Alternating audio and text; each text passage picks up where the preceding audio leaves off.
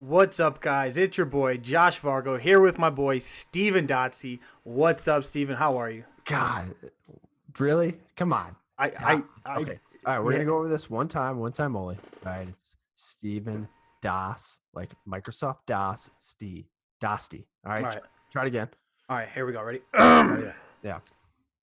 What's up, guys? It's your boy JV Gaming here with my boy MSU Fanatic. Today is December 1st, episode 6, I believe. Seven. Episode 7. We It's were right on, not here it's right last on the week. notes. It's right on the notes. Yeah, forget the notes. We weren't here last week though It's because of right on the Thanksgiving. notes. It's on the notes. I send Josh this beautiful spreadsheet every single week. It's got topics, it's got links, it's all this stuff. Okay. Send him all these things, the date that it's gonna be, the episode that it's gonna be. And what does he do? He doesn't read any of it, and then he just wings it. You With just all due respect, it does say on the chart, episode 1, October 13th. no, it doesn't. Does on mine. Oh, that's no. I'm looking at the notes right now. December 1st, episode 7. All right, you're just trying to be a silly little man tonight. This is going to be good. I'm looking forward to this. Good. Yes. Today is going to be a very, very good podcast. We're going to be debating college football playoffs. It's been much. There's been a lot of argument slash debating, I guess you could say, between us on Twitter with some of our friends via Twitch and so on and so forth. But I'm glad to be back. We had a week off. How was your Thanksgiving, man? Was it good? Yeah, it was really nice. It was good to be with the family, and it was good to eat a lot, watch some football, and relax. And kind of, it's a nice, these next 2 months with obviously the end of November being Thanksgiving, and then getting into December with it being Christmas and the holiday and the New Year. It's a nice like little lull until you kind of ramp it up to get to get all the Q4 stuff done, and then you're getting onto the holiday. And so it's just nice to be with the family and relax a little bit before you really gotta push the pedal down and get to the end of the year, right? Survive Right. to the end of the year. Did you So go back to Michigan, to the home state of Michigan, or did you stay in no, Chicago? no, my wife's family, she's her brother, his wife are in suburbs of Chicago, so we go over there for Thanksgiving. It's too hard getting out of the city.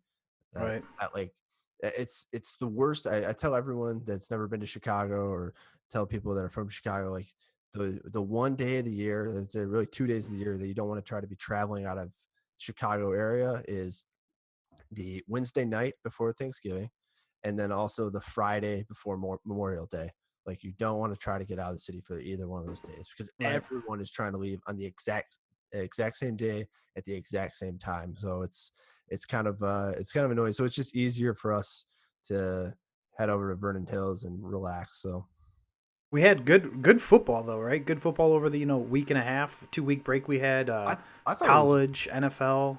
the NFL has, ever since the election died down, has been tremendous. And it's funny, everyone was talking about at the beginning of the season and how bad the NFL was, right? And Hmm. how no there weren't any close games, and we looked like where's Brad at? It looked like SEC football. No one could score any points. It was just a bunch of Shots crap. fired early. And now I just saw that this season there have been more games decided by eight or fewer points than any other time in NFL history. So there's that. So I mean, it can't be all that bad if Yeah, you're having it's these really competitive and close games. And I feel like every single weekend I'm watching a game that's coming down the wire, whether it's the Raiders Carolina game this past weekend, or Redskins Dallas last week on Thanksgiving. Uh, it seems like everything's the Lions basically turn on any Lions game, and you're gonna get a game winning drive or a game tying field goal or something like that. So it's been really good, and right. obviously with the college football stuff, I feel like this is college football's weekend, right? It's gonna be fun. And there's a lot on the line. Not only for the teams, but the committees kind of got their hands behind their back, kind of in a lose-lose scenario. Some teams that you wouldn't think would have been here at the start of the year are fighting for maybe even a playoff berth, let alone conference championships. Mm-hmm. And the same goes for the NFL. I mean, we're sitting here looking at teams who we've not really seen in the hunt come down the stretch. The Miami's, Houston, Tennessee, the Oakland Raiders. Yep. Detroit Lions, Atlanta Falcons, the Bucks searching for a playoff spot. So it's exciting. I like it. There's just a lot of teams in the mix, and I think the biggest surprise so far with the NFL is how good and how dominant the NFC East is with Kirk Cousins' sort of emergence, Hmm. him betting on himself this year, and him by and large proving himself so far to the Washington Redskins nation, which is Yeah. I know everyone in the DC area loves Kirk, and it's like a perfect guy. Like there's nothing to hate about Kirk Cousins. So he's been tremendous. And after starting the season really shaky and really slow, the Giants have rattled off I think 6 or 7 straight wins, Yeah. and they're playing at Pittsburgh this weekend, which should be a tremendous, exciting game with the two wideouts and Odell Beckham Jr. and Antonio Brown going head to head. So it's the NFC East, and I could be remiss by not mentioning the Dallas Cowboys and them rattling off 10 straight wins with a rookie quarterback that was drafted in the third round, right? That NFC East has been amazing. I'm looking forward to watching that down the road, seeing just what happens in the NFC East and what happens at the NFC playoffs. And now with this breaking news this afternoon, I don't know if you saw, with Gronkowski is having he has a herniated disc. He's having back surgery. He's out. It sounds to me like 8 weeks, and this is the same back injury that Gronk had that kept him out of the first round when he came out in 2011 in the NFL draft. So like that opens up the AFC completely. I feel like a lot of people are saying, "Oh, Patriots are fine. They're still going to run away with the AFC." I'm much more concerned because that team is completely different. Gronk is almost as important, if not more important, than Tom Brady is to that team. And when he doesn't have that safety blanket, which happens to be a dude that's 6'6" and just looks like a robot on the field, like a cyborg, when he doesn't have that guy out there, that team becomes just completely different, becomes something, a shell of themselves. So I'm Right. really interested to see. They have a very easy schedule. Luckily for them, they're playing against the Rams at home this weekend. I'm very interested to see what happens to that team now that they know Gronk is not coming back until what probably would amount to the Super Bowl if they do make it there. Yeah. Especially with a team who's so reliant on the two tight end sets at times.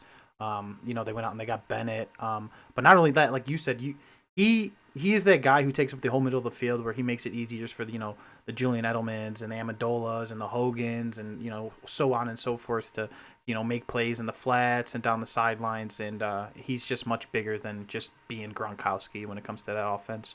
And I know Bill Belichick's kind of pissed off because it seems like it's an issue with Gronk every single year, and this time it's actually could come down to bite them, especially come playoff time. And it's interesting that you mentioned that, but it's not really that the case.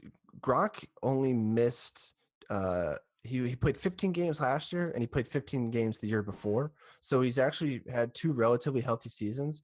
And it's really been off-season injuries with the Surgeries. with the elbow and then having the back and then the hamstring this year at the beginning of the season.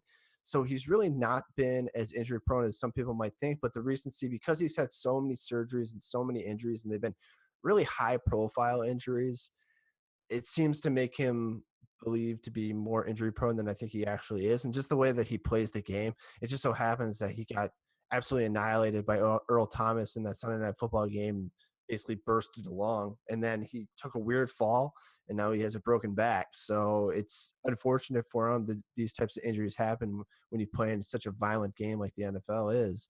And it's interesting to say that they do rely on these two tight end sets, but honestly, Martellus Bennett has done basically nothing this year. I'm looking back at the last 5 games. One reception for 5 yards against the win against Pittsburgh, 4 receptions for 35 yards against the win against Buffalo. He had 7 for 102 at Seattle, which obviously is a great game. But that game, Gronk also was basically taken away by Cam Chancellor like the entire game.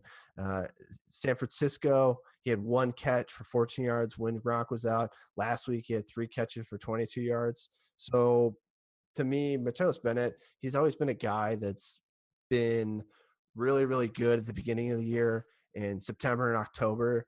And then all of a sudden in the middle of November, he starts to crash a little bit. And then he gets to December and he completely goes away. So they're going to absolutely really need to rely on him. I think the biggest key factor for the Patriots is just how how healthy Deion Lewis is and how much they can work him into that backfield, because Deion Lewis was absolutely explosive last year for the New England Patriots. And I don't care what anyone says, James White has had a very respectable year, but Deion Lewis can take that team to a whole nother level. So I Oh definitely yeah. think Deion Lewis, he's going to have a huge role this weekend with Gronk being ruled out, because they need him to get going. They need him. He's going to be that guy that basically substitutes that run game for them with the short, quick passes out of the backfield. He's going to be the guy that's going to be Tom Brady's now safety blanket instead of what Gronkowski was. And they're going to really need him for the stretch run in the next couple of weeks. But it's going to be really interesting because that defense is really bad, dude. Like They're terrible. They're not. It's not even like, defenses in the past, 5 years for the Patriots. They've never been overly special. They've never been great. But this is their worst one yet. It's really bad. And they lost Jamie Collins too. I mean, we keep forgetting about that. And he was the cornerstone maybe of that front seven. And now he's gone. They traded him away because they didn't want to pay him, or they were afraid they may have had to have paid him. But he's gone, and it's just. And me and you were talking about this. We thought maybe it'll get better. Yep. They got an easy schedule coming up, and it's just not happening. Well, they stockpiled a whole bunch of linebackers. They made a trade with the Lions. They made a trade before the season for Barkevious Mingo from the Cleveland Browns. So they made a bunch of trades for guys trying to plan for this situation. But the thing is, if you're trading away a guy and you're trying to replace Jamie Collins, who potentially is a top 3 or 4 outside linebacker, a hybrid outside linebacker between a rusher and a coverage guy, you're going to need someone to come in you're going to have to take the sum of those parts that you have together, and you're going to have to try to get Jamie Collins out of 3 or 4 guys. And I don't think they've been able to accomplish that. And then they've also had issues in terms of just with the coverage. Malcolm Butler hasn't looked very good. Seemed to be very beatable. Brandon Marshall and Quincy Enunwa really beat him up last weekend, and they made Brian Fitzpatrick look a little bit more like Fitzmagic than Fitztragic this year, because that's all he's basically looked like this year with his 7 interceptions at Kansas City and all that other junk. So it'll be, like I said, it's going to be very interesting in the stretch run. Like I said, they have a very, very easy schedule coming up, so I don't think it's going to harm them too much. I mean, just looking at, they have the Rams, they have Baltimore, and they have Denver, which would be, I think, a huge game, because that's a potential. Denver needs to basically win out if they want to try and secure home field advantage throughout the playoffs. So it's going to be interesting to see what happens to the New England Patriots. I was amazed seeing the herniated disc and him going down to surgery today. I knew he's been hurt with the chest and the lung issue, but now with the back injury, now absolutely out with surgery for the next 2 months. I mean, that's a huge blow to the New England Patriots, and anyone that's a New England Patriots fan, I'm not nervous about missing the playoffs, but to me, the New England Patriots, they don't talk about playoffs. They talk about how they're going to get to the Super Bowl, how they're going to get the AFC Championship. It'll be very interesting to see how that works out for them with how bad that defense has been playing. Who do you I'm looking at the AFC right now, and it's so up in the air, especially now with this Gronk injury. And I mean, I know the Patriots are sitting here 9-2, but then the second best record in the AFC is the Miami Dolphins, which it's crazy to sit here and think about the Dolphins versus Patriots last game of the week. I mean, last game of the year, for those two teams may have playoff implications, especially maybe even for the AFC East. Who do you think's the second best team in the AFC? Who's the runner up? Oh, by far right now, I think Oakland. I think if you get into a shootout with Oakland, with Derek Carr and Amari Cooper, Michael Crabtree, that they really need to figure out what their identity is. I think we talked about this 2 weeks ago when they had just come off that Sunday night win against Denver. Mm-hmm. They ran the ball extremely well with Latavius Murray at 3 touchdowns, over 150 yards. He looked very, very good. It was a dominant performance by that offensive line by the Raiders. Very interesting to see. Their defense is still not good. I don't care what anyone says. Yes, Khalil Mack had a very good game, but it was really clouded behind the fact that he strip sacked Cam Newton at the end of the game last week to basically secure the win. That is a Band-Aid situation for them in terms of they're just not that good. They can't cover anybody. They're very similar to the Patriots. Yeah, Emerson. I think they're the one team out of the AFC that I think could give the Patriots a run for their money if they got to a shootout with them, especially now with the Rob Gronkowski injury. I think that becomes even more of a likely scenario for them. And the fact that if Oakland they're right there. They're 9-2 right now. They're tied with New England Patriots. Mm-hmm. They could potentially win out and secure home field advantage to the playoffs. If I'm the Patriots, the last thing I want to do is travel all the way to the West Coast to go play a playoff game.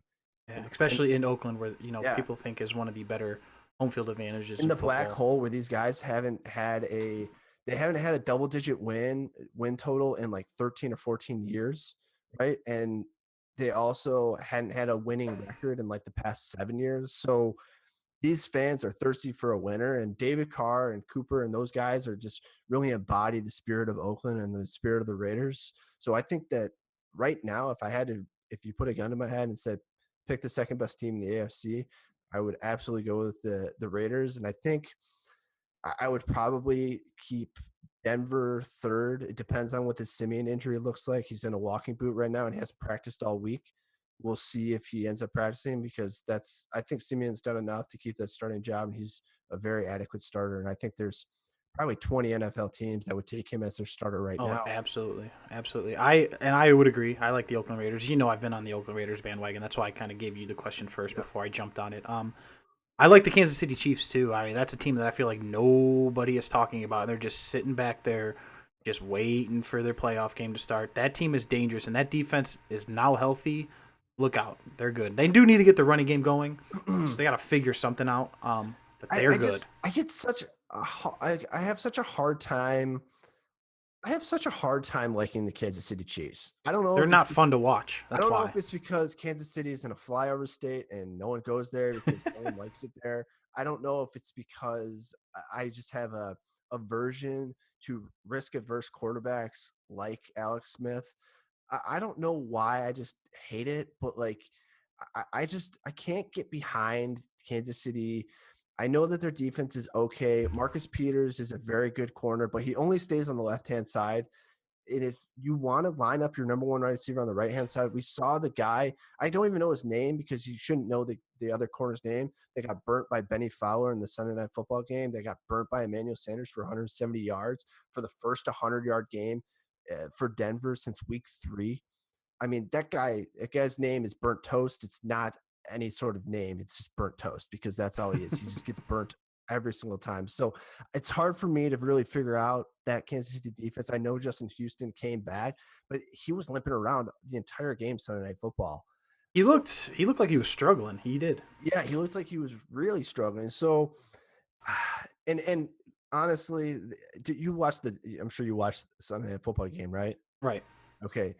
You saw the 62-yard field goal that Kubiak attempted that was missed, and then there was like 2 or 3 minutes left in overtime, and they drove like 30 yards, and they kicked the field goal to win the game that doinked off the left-hand uprights through the goalpost. That I thought we were gonna have another tie. I'm surprised that the refs actually knew what had happened, because obviously the NFL referees have been pretty horrible this year, but it's so hard for me to say like that was a good win for Kansas City, because I thought the decision that Kubiak made to try to go for the win was the correct one in that situation.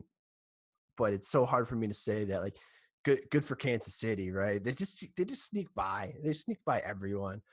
And if I'm looking at their schedule, like they lost the Steelers and they lost the Tampa Bay Bucks, and all the other wins are against. I'm looking at they beat the Chargers. Oh, they lost to the Texans too. Ooh, they won against the Jets, the Raiders, Saints, Colts, Panthers. Nothing that really sticks out. So we'll find out a lot about them up and coming here. The next 4 games are Falcons, Raiders, Titans, Broncos. So all Which all of guys those are potential playoff teams too, are in the hunt. potential playoff teams, absolutely. So it's going to be interesting. I know it's like we want to go, oh yeah, like Kansas City, but it's gosh, Andy Reid makes me so upset. I don't know, He does he rub you the wrong way? I don't know. I think it's the fact that his teams never play like exciting and sexy football. It's just so like it's so it's So just not boring. fun to watch. Like their wide receivers never make plays. They never take shots downfield. It's just you're watching them and it's just like the fourth quarter and it's just a close game and they squeeze by. It is, man. Something about that defense just makes me smile. But anybody in the AFC, especially Oakland, Kansas City, Denver, and anybody in AFC West, I wouldn't be surprised running away and I winning would the say division. this. Everyone, it takes this huge sigh of relief. No one wants to see anyone get injured. but with Gronk out, that AFC becomes way more wide open because I feel like everyone was penciling in the New England Patriots in the Super Bowl for the out of the AFC. I think people were starting to get on the Oakland bandwagon, but they obviously were still concerned about the defense, which is strange to me because everyone was willing to just overlook the Patriots defense aside from a few more critical eyes. I think everyone is like, that door is wide open. Let's go get home field advantage and let's see what happens right No, now. I agree. Like I said, I mean, anybody in the AFC can make it to the Super Bowl right now who's actually in the playoff hunt. I mean, I wouldn't be shocked if Yeah. any team made it. Yeah. Like, maybe other than like the Houston Texans or Tennessee Titans, but Don't I don't even want to talk about the AFC South. I almost feel like they should just not make a playoff berth, and we should add another team in from like the don't AFC even get me West. started about Texans. How mad are you going to be when Brock Osweiler is starting a playoff game? And it could happen. I will go try out.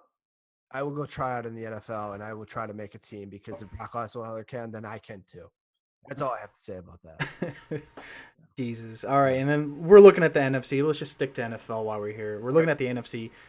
Already, we just pencil in the Cowboys as the NFC champs, or do you think there's potential there with the Giants and Cowboys? I know the Cowboys and Giants play again. Giants already own the tiebreaker, but do you still think that's the Cowboys division? Yeah, I think so. Their schedule, I think, sets up nicely for them. Really, they're playing the Vikings right now on Thursday Night Football. They're playing the Giants next week, and then they got the Bucks, the Lions, and the Eagles to close it out. All those teams, I think, are winnable games for them, especially the way that they've been playing. The fact that they own time of possession is just so crucial. Especially down the stretch. Yeah, I mean, they just they milk the clock. They cut opponents' possessions just basically in half. And when you do that, it helps every single part of your team when you can run the football and you can own the time of possession battle because it keeps that defense off the field, which that defense really isn't that good.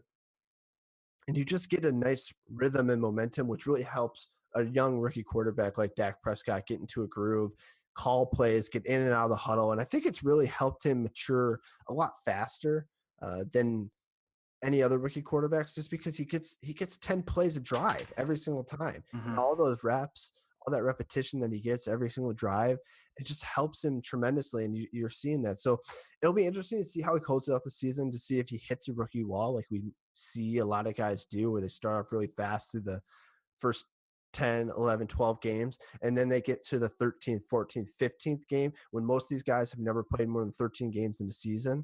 Now they're on the 15th game. It'll be interesting to see. They're playing football more, deeper into a calendar year than they ever have in their entire lives. So I'm very interested to see how Dak Prescott, Ezekiel Elliott really respond to that sort of, not only the pressure, but also just the amount of wear and tear on their bodies. Right. No. And they make it so it's just Dak Prescott is in the most perfect situation ever. The guy's never being rushed. He's never being knocked down. He's never getting hit. He's in a great scenario. I mean, I was waiting for him to hit this rookie wall, but it's just like there's nothing hitting him, so there's no wall to hit. It's just he's sitting back there. He's making the right reads for one. He's actually at the line now. I mean, the more and more you watch him, they're letting him do more in that offense. He'll go to the line. He'll call audibles. He'll change up the plays. He'll switch sides of the field with the run. I mean, he's out there actually managing the game more so than he was just previous weeks 1 through 5 where he was just sitting there kind of making a read or two and getting rid of it. Did you? I didn't post this. I saw this tweeted out by someone in the fantasy community that does a lot of good statistics, and he tweeted out of players that had thrown more than 400 attempts. Here was basically a spreadsheet of all rookie quarterbacks in their first year and what their 16 games looked like that started all 16 games. And Dak Prescott was just amazingly over the top in terms of all of his statistics. He's basically having the best rookie season of any quarterback ever that has thrown more than 400 attempts. And the biggest thing that stood out to me was his touchdown percentage and the amount of touchdowns that he's throwing and his interceptions. Because right now they projected out his pace for 16 games, and right now he's on pace to throw 3 interceptions for the entire year, which is it's absurd. To give you some substance behind that, Andrew Luck, I believe, threw 15 interceptions his rookie year. on basically the same amount of attempts. But Peyton Manning around the same number. but the biggest interesting factor of this was RG3 through 397 attempts. So didn't make this list, but I went and looked at RG3. RG3 and Dak Prescott's numbers are almost identical from completion percentage to yards to touchdowns. It's scary on how close they are. The biggest difference is the fact that RG3 rushed for almost 1,000 yards his rookie year. Dak Prescott, I think, it's on pace for like 400 yards, which is Right. a number, but nowhere near the almost 1,000 yards that RG3 yet. But from a passing standpoint, their adjusted net yards per attempt, their completion percentage, like I said, all that stuff eerily similar. And obviously RG3, I think, would have had a much more different career if he hadn't have torn his ACL in that playoff game his rookie year. If you remember that, it was against the Seahawks at FedEx Field, and the turf was completely torn to smithereens basically at the end of that game. And he had already twisted his knee once, and then he twisted his knee again. And Shanahan, they made a big old stink about the whole thing after the game about why he didn't take him out the first time, and he ended up having a torn ACL. So all I can say about this is just Dallas fans, I really hope that Dak doesn't end up tearing an ACL because his stats are identical to what Dak Prescott has done. Do you think he's going to have a second year similar to RG3? Do you think he's going to kind of, decline sooner or later? I mean, he has to a little bit. I think the league will catch up to Dak Prescott more than Dak Prescott will get ahead of the league. I think right now, because of the fact that they have such good talent around them with an offensive line, with that running back in Ezekiel Elliott, with Dez, Cole Beasley, Terrence Williams on the outside, I think they have such a good core of players around them, more talent than the Redskins probably ever had up until this year. I think it's going to help Dak, and it's going to increase and provide him with more value. I think that the league will catch up to him. There's just no way he's going to throw less than 7 interceptions. Like, he's going to throw interceptions. It's just going to happen. Otherwise, It's like if he doesn't throw more than 3 interceptions, this is something we've never ever seen in the history of the NFL. So history is not on his side. So I think that the league is going to eventually catch up to Dak a little bit more than Dak's going to get ahead. So I'm not predicting like a large boost like you normally see between years 1 and 2 and then 2 and then 3 with this quarterback, with Dak Prescott. I think he's going to really become a game manager. Right. No, I agree. Now, do you think this is the real deal? Do you think he's going to be the real deal? He's the future of the Dallas Cowboys. He's going to get the big deal. He's going to be 10 years. He's going to spend. I think he's a perennial. I think he's what Alex Smith wishes he could be. Right. Okay. I think he's got a better arm strength than Alex Smith. I think he's more willing to throw downfield than Alex Smith. I think they have kind of the same amount of mobility and athleticism, kind of the same size guys. I just think he's going to be a better Alex Smith. So I think there's going to be times in which people are going to be upset with him because they can't go out and just win a game like a Tom Brady can, or an Aaron Rodgers, or even potentially Andrew Luck or Russell Wilson. But in the system that he is in right now, he's absolutely perfect. I think he's the 10-year starter for the Dallas Cowboys in the foreseeable future because of just how well he's played. Right. No, I agree. He's in the perfect situation. I mean, Zeke Elliott and Dak Prescott couldn't have been drafted by a better team. I mean, it is the perfect fit. All the people out there who dog the Cowboys for taking a running back in the first overall pick, I need you to come out from the bushes because they're sitting here at 10-1, and they're definitely the Super Bowl pick for me coming out of the NFC. What's next, man? You want to move on? Do you want to get right into the college football stuff, or what do you want to do? What would have happened if Melvin Gordon had been drafted by the Cowboys the year before? I think this team actually, Melvin Gordon stunk last year. He was really bad and horrible at finding holes, horrible vision. He's made a great jump between his rookie season and his sophomore year. But it would have been interesting to see what Dallas would have done if they had drafted Melvin Gordon the year before with Tony Romo. It would have been very interesting to see how that team would have shaped out. That's all I wanted to talk. I wanted to mention that real quick after you talked about Ezekiel. I do add this though. Melvin Gordon goes to the Cowboys. He's definitely way better than the Melvin Gordon for the Chargers. just based upon the offensive line. I mean, it has to be. His first year or what he's doing right now? Because this year he's been obviously This year he's been a lot better. he's been very I'm good. talking about last year's Melvin. Like we would be talking about it. It would be a whole different Melvin Gordon. I'm talking like potential first round, late second round pick Melvin Gordon. Yeah, in fantasy. I'm not really sure. I think it actually helped Melvin Gordon with the team that he was in because it's helped him increase his vision because the San Diego offensive line just isn't as good. It's in a different system. And the fact that Danny Woodhead got hurt the very first game of the year, he's gotten all these reps. And it's one of those things that's why I never understood the Jared Goff situation this year. Like these rookies, just you need to put them out there and you need to figure out if they can play or not. So then you can either draft a new asset next year, or you can cut them or do whatever you need to. There's none of this. These guys need to play the game. Even the veterans. I mean, we see it. The first 7 weeks of the season are them getting up to speed and getting repetitions, and then all of a sudden we're getting really good football games and figuring out what's happening. So I think it's just the fact that he's got a lot of repetitions and he's in San Diego. It's hard for me to like transpose them if they were on one team or another, but I get your point. No, I feel you. Yeah, well, let's get into it, man. Let's dive into the NCAA football talk. Let's recap the top four. First, let's go over our top fours, and then we'll get into what the committee picked. Well, let's just stay with what the committee. So let's talk about what the committee is and what they've done this week. Okay, let's just set it up that way, and then we can talk about what we think about those picks. All right, like let's just go with the first four as the committee has picked them so far this week. Okay, so we got number 1, Alabama. Mm-hmm. Totally fine with me. Okay. Sure. Okay. Then we're gonna have number 2, Ohio State. We'll talk about it. Number 3, Clemson. My God, we better talk about it. Mm-hmm. Number 4, Washington, and on the outside looking in at 5 and 6, we have Michigan, Wisconsin, and Penn State, rounding out the outsiders. Who I think a couple of those teams are gonna find their way in. After bowl season and after championship week and so on and so forth. But let's just skip Alabama. We're not gonna talk about Alabama. Alabama deserves number 1. I want to talk about this real quick. If they find a way to lose against Florida this week in the SEC championship, do you do anything? No, they're still the number 1. It depends on the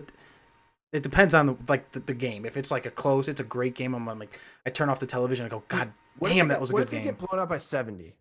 What if Nick Saban has food poisoning? He went to Papa John's. All right, Peyton Manning put a little something in the pizza. He gets really ill. Lane Kiffin takes over. Lane Kiffin just tries to go all out. He just starts freaking out because he's trying to become a head coach in Oregon or whatever he's trying to do. He freaks out, and then all of a sudden the team just like gives up, and it's 70-0. What about that? Is they still number 1? You could make an argument. Well, they only lost because Nick Saban wasn't there. Okay. So we make one with an asterisk. Okay, all right. So they're number 1 regardless of. We don't even need to watch the SEC championship. Is what you're saying. You've heard it here, folks. That's what I was saying. It depends on the loss. If they lose by 10 or more, I can see them fall into 2, 3, or 4, depending on what their loss looks like and what the potential wins of Washington, Clemson, and Penn State look like. We can have this talk next week. I mean, it's going to be so different. I'm not trying to say that I think Alabama is going to lose. Please do not put that word in my mouth that I think that Alabama is going. I'm just hypothetically saying if they end up finding a way to lose the SEC championship, which I think what I just said is the only way that's going to happen, or asteroid hits the Georgia Dome somehow. It's going to have to be a fluky game, like special team blunders and somebody getting hurt or Jalen Hurt going. Alabama should win this game by double digits. That's it. The body of work that Alabama has done this year, okay, and the fact that they've beaten all these good teams, they play in the SEC, like they've punched their ticket already. If they weren't a conference champion, they're unequivocally better than any other team in college football this year. And I'm not even going to – they're winning the SEC title, okay? So they're going to have a conference championship to their name as well. Right. Win or lose, they're going to be in the college football playoff. That's all that really matters. It doesn't matter the seed. And hats off to Nick Saban for just being freaking amazing, Right. What he did with this redshirt freshman he has is he a true freshman or redshirt? I was asked this last week. I couldn't give them a real answer. Is he a redshirt or what? I believe. Does it matter even? I don't think it matters, but I want to know if he's 18 years old or 19 or 20. Like, how old is this kid? He's a true freshman. I just looked it True up. freshman. That's incredible Yep. what Nick Saban has done with that kid. That right there tells you everything you need to know about Nick Saban and Alabama football. Yep. Okay, so number 2, Ohio State. You go first. I don't want to talk about Ohio State right now. Well, I'll talk about them. I think Ohio State's deserving the number 2 spot. We can have this talk next week when they are not playing in a conference championship game. If we want to move them down to 3, 4, 5, 6, that's fine. But as of today, do you agree that they're at least deserving the number 2 spot today? Pre-conference championship. Pre-conference championship, yes. Okay. I would say that this is where we're going to argue in semantics. Okay, this is where we're going to argue about what it means to be in the playoff, whether it's the deserving teams based on a body of work of what they've done in the regular season as regular season champions of their conference, of their out-of-conference schedules, et cetera, with their body of work. Basically, there's teams in the NFL. We don't always get in the wild card the most deserving team to go to the playoffs because of the way that it's set up, right? Sometimes we get teams that, like when the Atlanta Falcons went into the wild card with a losing record because they won their division. I'm struggling with the fact of the way that this is labeled right now, it being a college football playoff. And for those of you that aren't watching, I'm using the quotations around there. Say, what is the playoff? What does it actually mean? Playoffs? Are we talking about the best teams? Because if we're just talking about the selection of the best teams, and Ohio State definitely is in that conversation, they're firmly implanted the fact that they are one of the 4 best teams based on that body of work. Do they deserve to be in the playoff? I'm not so sure about that because to me, I think that you need to win your conference to be deserving of getting into that playoff.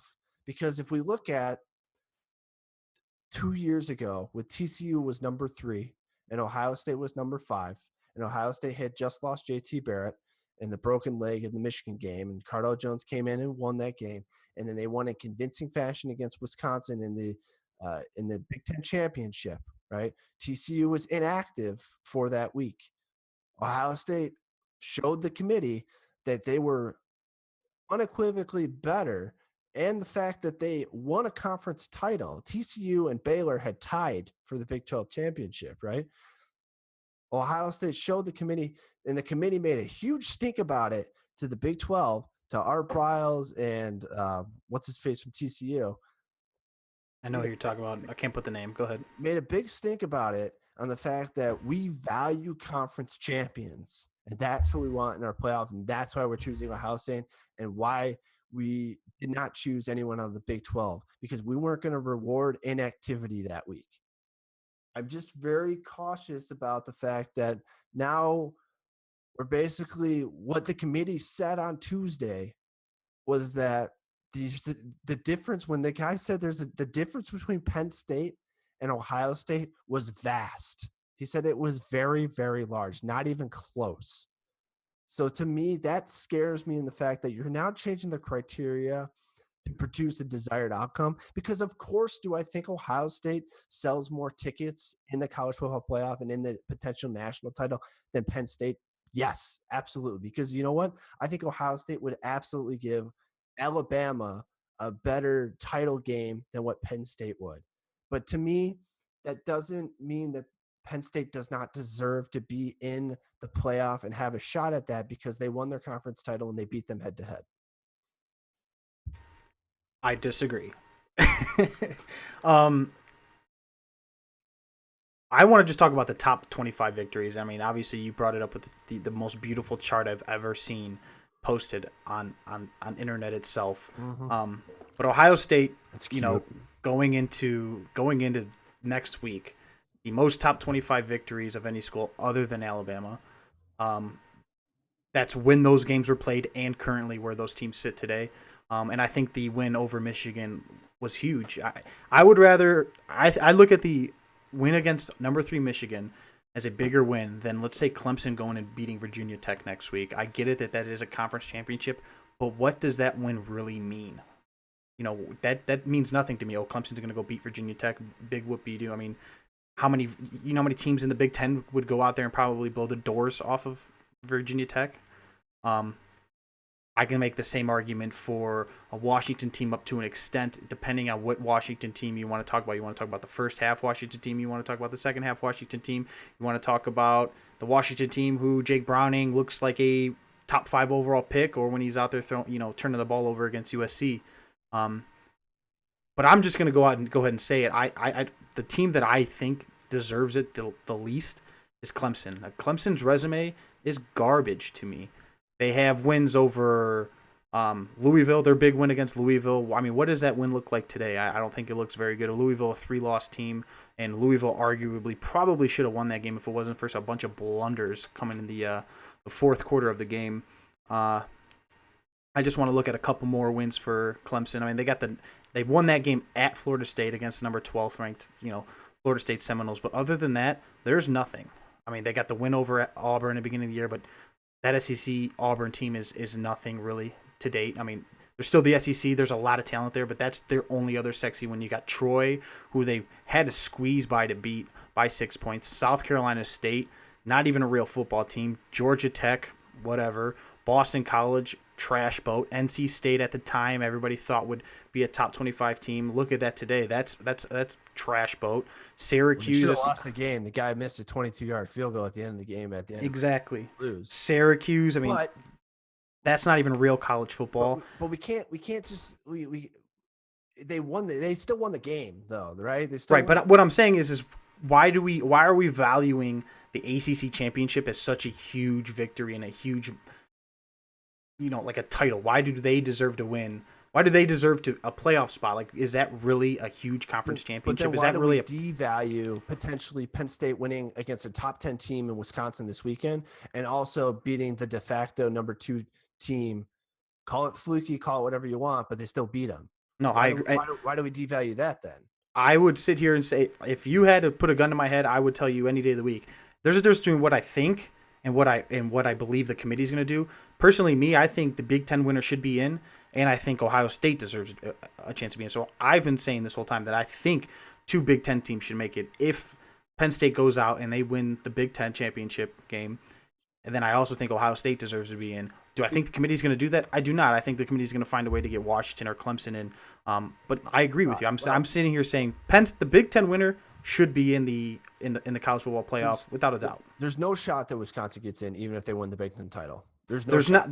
If the only shot they have is they need a lot of help. Then I agree. If Washington loses, there's still no way that the Big Ten gets Wisconsin in. Even if Wisconsin wins a tight game, a blowout, whatever, there's zero chance that they get it. Okay, no, that's not a help. That's not enough help. They need a fallout. Because the fact is that if they blow out Penn State, they're going to say Penn State wasn't very good anyways. That's what you should have done. If they win a close game against Penn State, they're going to be like, well, Michigan blew them out by 39 points. Where was you at? And you lost 7 points against Michigan.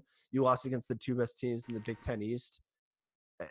Sorry, we're not going to put you in over anything else. Even if Washington loses, even if Clemson loses in that situation, I do not think that either one of those teams can jump over the guys to get in. I just don't see that happening because Wisconsin they have one win against Louisiana State, which fine, Louisiana State's okay, but that was the first game of the season on a neutral field in Lambeau Field, which is basically a de facto home game for Wisconsin. Only other wins in there, I know they have 3 wins in the top 25 currently, but they're all 24, 23, and 22, 23, and 24. Mm-hmm. And I believe it's Iowa, Nebraska, and Louisiana State. Sorry, 21, 22, and 23 who they have wins over right now. Right. Okay. Can we real quick, we're going to look at teams 8, 9, and 10, and 11. Do you think there's any way Colorado, Oklahoma State, USC can make it in any way at all? Or can we just eliminate that? USC you can eliminate right now because they're inactive and they're too far down. Right. Even if there's absolute mayhem this weekend, I don't see them making it in. Oklahoma, no chance. Even if they somehow blow out Oklahoma State's not a good enough victory to move them high enough to get in, even if there's absolute chaos. They're going to put Michigan in if Washington or Clemson loses at some point this weekend, even if Penn State blows out Wisconsin this weekend and everything goes normal, okay, to me Penn State should be in the college football playoff. If they, I will agree with you. If it is a 13 plus point victory, I would have a hard time not putting the Big Ten winner, also a team who went on and beat Ohio State in. The biggest problem that I have is the fact that the ranking system. I realize that the College Football Committee is not supposed to use the AP poll or the coaches poll when determining the 25 college football playoff rankings, but they do.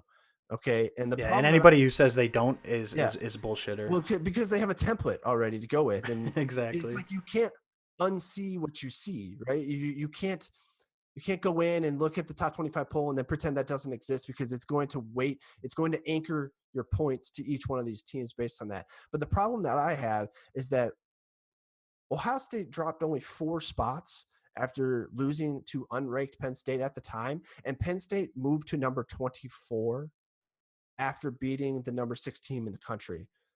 Wasn't there other losses though? Like if nobody else would have lost, I think they would have fallen way farther. Ohio State, that is. Or am I wrong there? I think that there was 3 other top 10 losses. I think there was quite a few losses. That's a good point. But my other point is, why didn't Penn State move up even more than what they should? Because everyone keeps talking about these top 10 wins. Everyone keeps talking about the great win that Ohio State just had against Michigan, which is fine. I believe that that's a very good win. I believe that Michigan's a good football team. But why do we keep devaluing the fact that Penn State beat Ohio State? Because they won on a block field goal? Who cares? It's a win. Still a win. And everyone that keeps talking about Ohio State would beat them 9 out of 10 times. Well, they did not beat them the 1 out of 10 time that actually was played on the football field.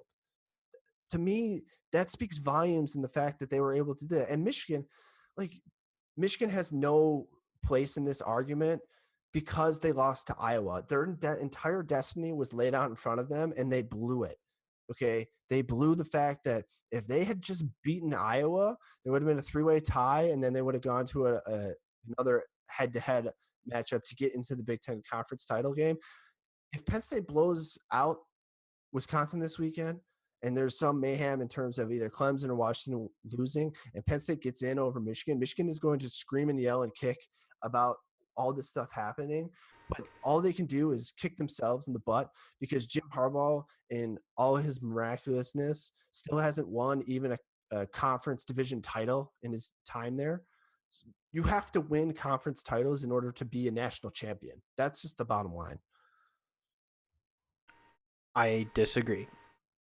I mean, I'm obviously I have a 50% bias here. I'm sitting here looking at Ohio State, who's not going to be in a conference championship game, but I have such a hard time sitting here thinking Ohio State is not one of the top 4 teams in the country. But it's not about the best. It's about deserving. Right, but the committee, there's not a rule that states that the only teams that qualify to be in the college football playoff poll is a team who has to win the conference championship. Why aren't they playing the conference title game? That's the whole thing. They're not playing in the conference title game this weekend. You're rewarding inactivity this weekend for them.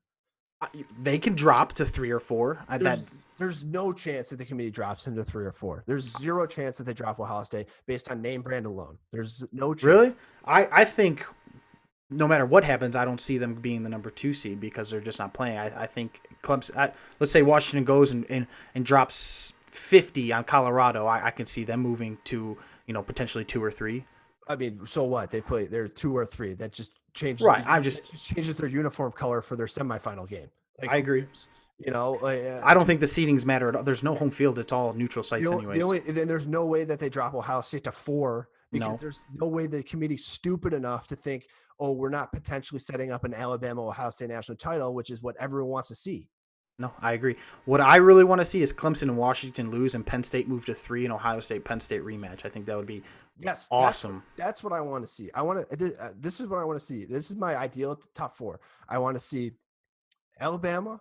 I want to see Ohio State. I want to see Penn State. I want to see Washington. I think those are the 4 best teams in the country. Yeah, and I think that would be perfect for college football. Penn State can solidify whether or not they are actually the better team, rematch against Ohio State. Ohio State can get their revenge, showing that they're still the dominant Big Ten team. And then you got Washington sitting there at 4 going up against Alabama. How for real is this Washington team that everybody wants to sleep on? I hate Penn State as a university, and I hate Penn State as a football institution. I think they shouldn't play football ever again in Happy Valley. Okay, then the fact that I'm arguing for Penn State hurts my soul. And when I get judged someday, it will come back to haunt me in the fact that I talked about this. But I still am willing to say that they have done enough to deserve to get in. Michigan hasn't done enough to get in. I'm sorry, they haven't. They could have won their games and they didn't win. That's the bottom line. And Penn State's resume is not as bad as you would think. It's not bad. They have an out of conference loss against Pittsburgh, who happened to beat the second or the third best team currently in the country in Clemson. Okay, in a wild shootout game. They lost at the beginning of the year, and they've won 9 straight games, right. 10 straight games, including an ass whooping to Iowa. They beat 41-14. I'm not going to sit here and praise Iowa saying they're a good football team, but that same Iowa football team beat the Michigan Wolverines. I mean, I hate using the transitive property of sports, but Ohio State struggled against Michigan State at home and kicked the hell out of Michigan State this past weekend. Mm-hmm. Not even close. It wasn't even close. And they can make that resume even stronger by going out and beating a number 6 Wisconsin team this Saturday. That would be their second top 5 victory. I mean, top 10 victory of the year. Well, yeah, it just wasn't even. Which is more than what Clemson will have. Let the record state. Like the Iowa loss to me out of all these teams is the worst loss there is. There's the worst loss because they had absolutely everything to play for and they completely shit the bed.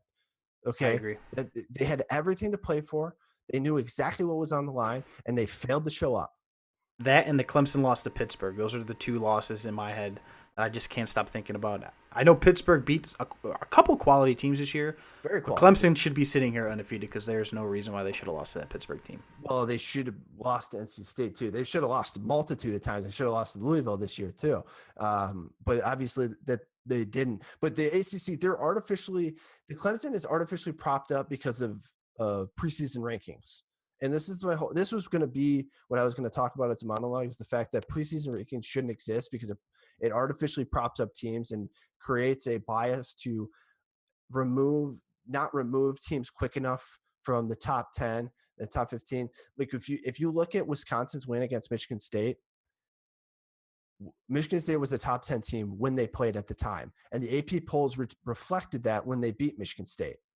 Okay, you look at it now, going back, Michigan State's a 3-win football team.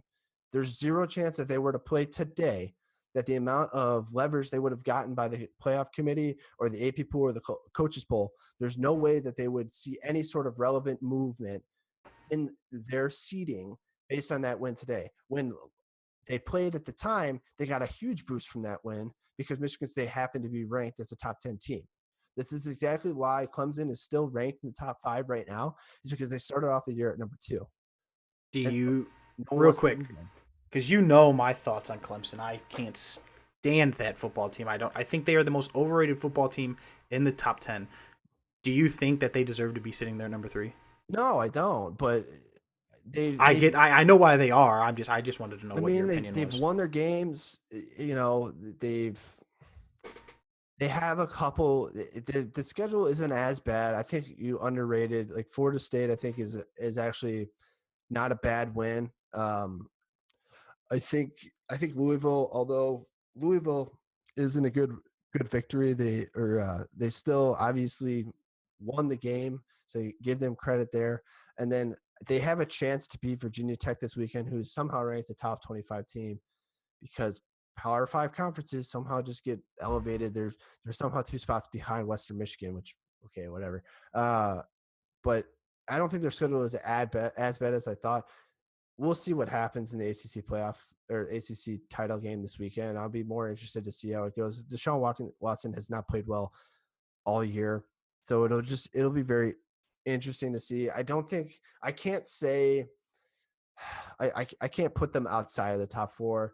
I think that they're as good as they were last year? No, but I think if they were to play Alabama or Penn State or Michigan or Washington, I think they would get wrecked, honestly. I think if they would play anybody right now in the top 10, minus the Oklahoma State and Colorado, Yep. they would lose. Yeah. So yeah, it's So real quick, I'm going through the dream scenario for a college football fan like myself, and I'm sure this would be amazing for you. Well, not amazing for you because I know me and you we like Washington. We haven't really talked about Washington much, which I'm sure we will. Clemson and Washington, if they end up losing, are we three of the top four teams? Is it possible to all be Big Ten teams? yes. Yeah. That's that's That's that my isn't it, short that's answer. crazy. Yes. I think it's and Do you think the committee would do that though? no, that's the problem that I have when I'm facing this situation because all of a sudden I have to think about the business behind college football and think about if I'm the committee and I need to make all these schools money and people are relying on me to make money, what am I going to do? Am I going to take three very I mean, Ohio State travels obviously really well because they're ubiquitous through the nation. Same with Michigan, probably the same with Penn State. Do I think that outweighs getting other fan bases in the SEC in the West Coast, things like that? But honestly, I think the Big Ten has done enough to warrant the situation where you could say that three teams in the top four are good enough. Now, the biggest fear that I have is that I actually I watched. I will say I didn't watch the Michigan Ohio State game as close as I would have liked to this past weekend. I didn't think that was a very well played game. I thought it was. I thought Ohio State made some really crucial errors. I thought Urban Meyer coached very strangely. I thought JT Barrett looked basically like trash. Yeah, I'll Uh, agree. JT Barrett looked like trash, and Urban Meyer was making some desperate play calls. I'll agree. the biggest one that stands out is the going for it or the fake punt on like your own 12 or 13 Mhm. yard line. I thought that was he just tried to make the game way too hard. And Harbaugh doing all his crazy antics on the sideline. I just thought it was a weirdly played game. Like all these people were saying it was like the best play because the fact that it went to overtime, right? I And think it was the best fourth quarter and overtime yes, Michigan Ohio State game we've seen. I agree. The fourth quarter, the comeback, the play calling, the getting to overtime, I thought that was really, really good and really exciting. But I thought the first three quarters of that game were played kind of crappy. And Yeah, my biggest fear is that the Big Ten is going to absolutely crap the bed when it comes to the bowls. And then everyone's going to, and then the playoffs and whatever, and they get blown out, and everyone's going to be like, the Big Ten is horrible. And now we're back to thinking the yeah. SEC is the best team. So it's scary to me to think that the Big Ten may be artificially propped up because while the Big Ten East was very, very good, the Big Ten West was just as bad as how good the Big Ten East was, if you can follow that. No, I agree. Um, and I agree with everything you just said. But the dark horse team I'm thinking about here is the Colorado. For some reason, I feel like if Colorado goes out and beats Washington, that they can somehow find a way to squeak in there past one of those Big Ten teams. But that's it. And I'm not saying that that's going to happen. I really think the committee would put in three Big Ten teams if those two teams were to lose. But the only other team there that could be the dark horse in my mind is Colorado, sitting there at 9, who has the potential to beat the Clemson team. But that's it. The Big 12 has a huge opportunity tomorrow because they're the only college football game on tomorrow, Friday night. Very smart of that conference moving their title game to a Friday instead of a Saturday, which I think hurt Stanford last year being on Saturday when you had the Michigan State Iowa game for the Big Ten title, which was a de facto playoff game. Um, I think the Pac-12 is on a pedestal tomorrow to show just how good their conference actually is because absolutely everyone has crapped on them all throughout the year, talking about the non-conference schedule, talking about the in-conference schedule. They're the only conference that plays non-conference games, so give them credit for that. But I think it's going to be a great game tomorrow, and I hope that all these people – I know that there's people that I've chatted with, there's people on Twitter, there's people on Twitch that have not watched a single Pac-12 game in the entire course of this season. The committee's probably never watched Washington this year, and they just keep de factoing putting them in the top 5 because they have one loss. I hope that everyone sits down and really watches this Washington team, really watches this Colorado team. Yes, Colorado got absolutely manhandled by Michigan, but that was without their quarterback when that game got out of hand. Colorado was actually leading at halftime, right? Yeah, that game was a lot closer than Very what that score showed for somebody who didn't watch the game. It was very, very close. So I'm excited for the Pac-12's opportunity to show the country just how good their conference is and how good their football teams are. And I think it's going to open a lot of eyes tomorrow because I really think that game is going to be a lot of fun. And I think depending on what happens, it really could be kind of a playoff play-in game tomorrow. I agree. I know that's what I'm excited as hell for that. I'm leaving for work after this show, going to go to my hotel. I'm gonna do my day of work. I'm gonna hit the gym after work, and then I'm going to the nearest bar, and I'm gonna sit down, and that is the game I am excited to watch. I don't care about anything else that happens in the world. I'm excited to watch this Washington team that you and I have both been very, very high on all year. Mm-hmm. The pro style Pac-12 team, Jake Browning, potential first round quarterback. They got Ross playing out there at wide receiver. Mm-hmm. I think right there, I think that Washington team is the best team in college football that nobody knows about. Yeah, because no one's watching. If they played in any other conference, any other Power Five conference, there wouldn't even be a discussion. They'd be in. They'd be in. So, with that being said, it is 10:01. Would you like to move us out into the break, or do you want to keep going? Yeah, we can take a quick break. I think that's probably. I need to get some water and take a break real quick. So thanks everybody for tuning in right now. I know everyone there's people watching on the Twitch simulcast, people on Squarespace.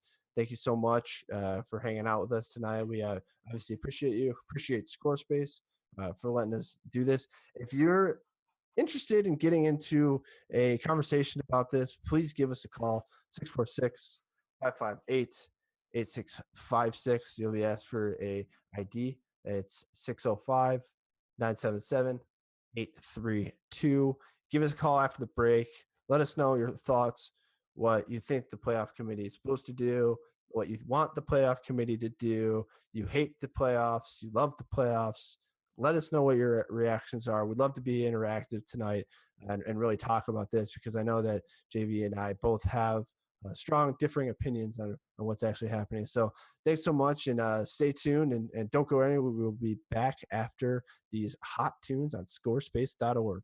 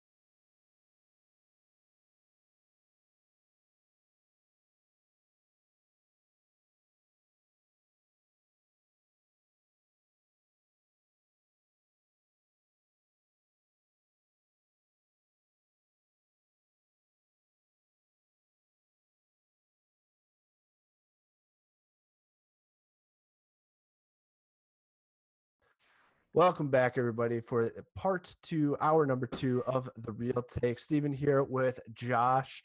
Josh, man, woo! College football, NFL, Gronkowski, Raiders, Pac-12, Penn Ohio State. State. Yep. Wow, that was weird that we just did that at the same time. You owe me a Coke, and I don't even like Coke, That but was you owe me one. so weird. We're so connected. My wife's going to be mad, so she'll be like, "Oh, you and JV are just best friends. Oh my god!" So Jealousy's an ugly thing. Tell her it's I unattractive. jealous is that there's room, there's room. But yeah, man. Hey, again, the number. Please call us. Let us know if you want to talk about the college football playoffs, anything going on in the NFL that you want to get some clarity about. NBA, Tigers back. Tiger Woods, that is, the PGA playing for the first time in however many months. Give us a call, 646-558-8656. ID number 605-977-832.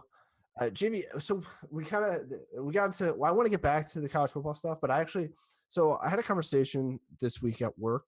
We were talking about, I kind of want to talk about it with you just because I think it's fun. It's a good conversation. There's no wrong answer to it. There is a wrong answer. I'm sure you'll choose it, but I'm I want to talk to you about, we're talking about at work, if there was a time, he's just dying over here. He's just absolutely dying. I can really keep a straight face too.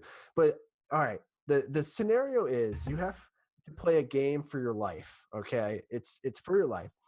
You have to stop LeBron James once out of 100 tries. Okay, and you've basically told LeBron, for him to get into the Hall of Fame, he has to win this game and score 100 straight points, 100 straight buckets on you. Okay, so he's playing like it's a regular season game 7 playoff game. Okay, and this is for your life. You have to stop him just one time, or you have Antonio Brown lined up at the 5-yard line, and you have to stop him once out of 100 times from scoring a touchdown. Which one do you choose? Can I foul LeBron and put him at the free throw line? He just gets the ball at the top of the key.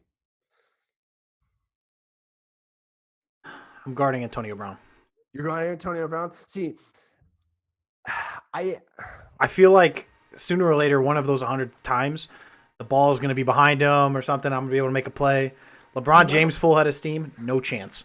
So I thought the same thing. The biggest thing that we were taking away from this at work was basically, my whole point was the athleticism between you and LeBron James and you and Antonio Brown is just so tremendous that there's absolutely no way that this is happening.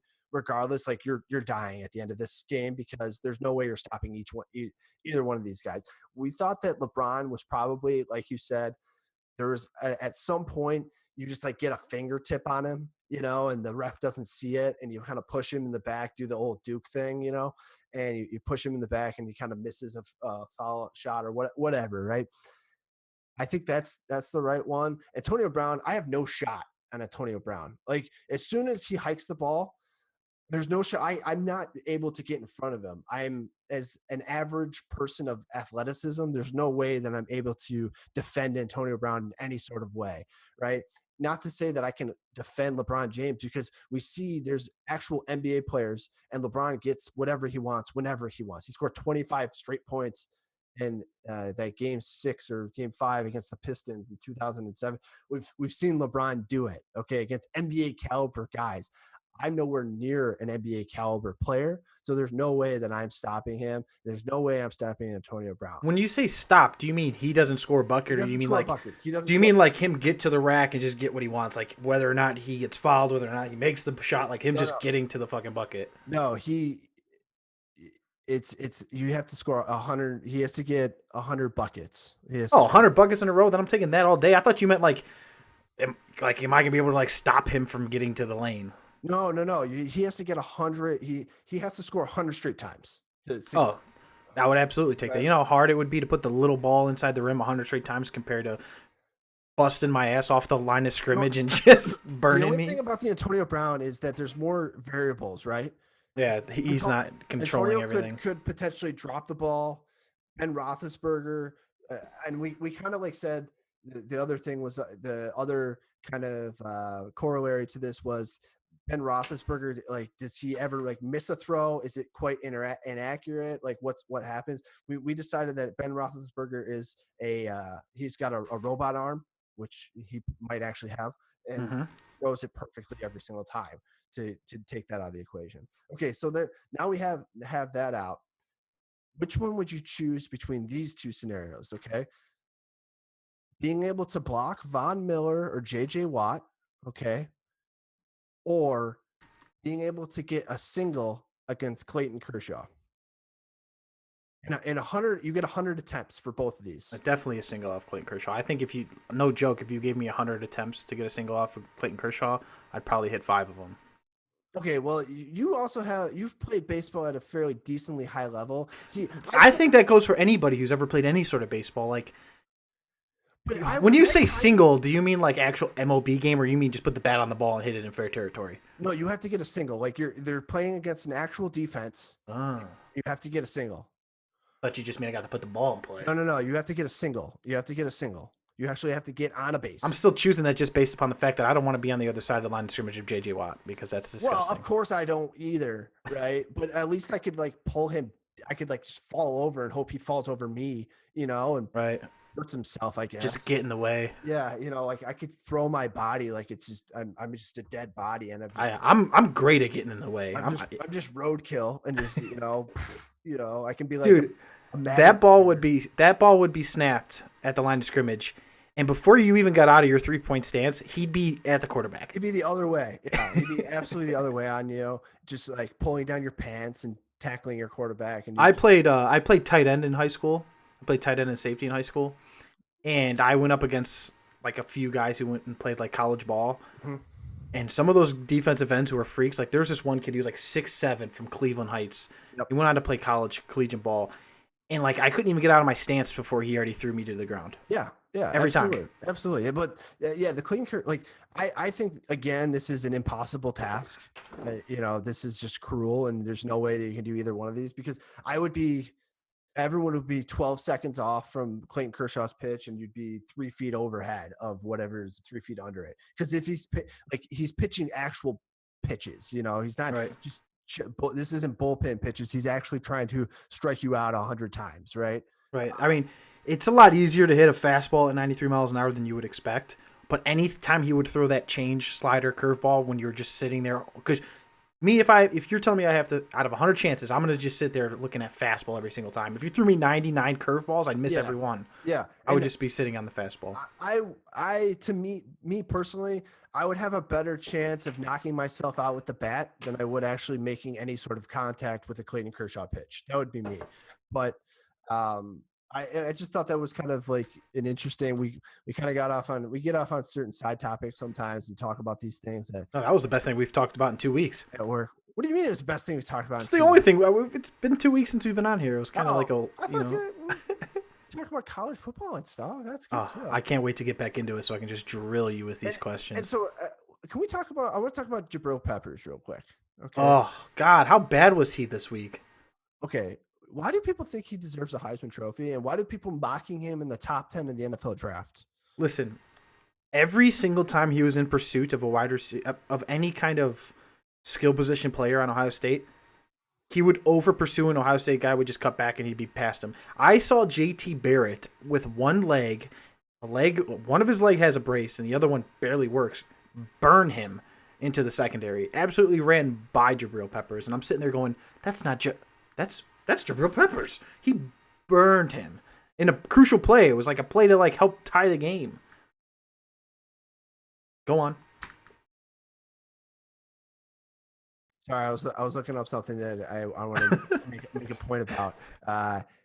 So it's funny to me that he's even being talked about in the Heisman candidacy.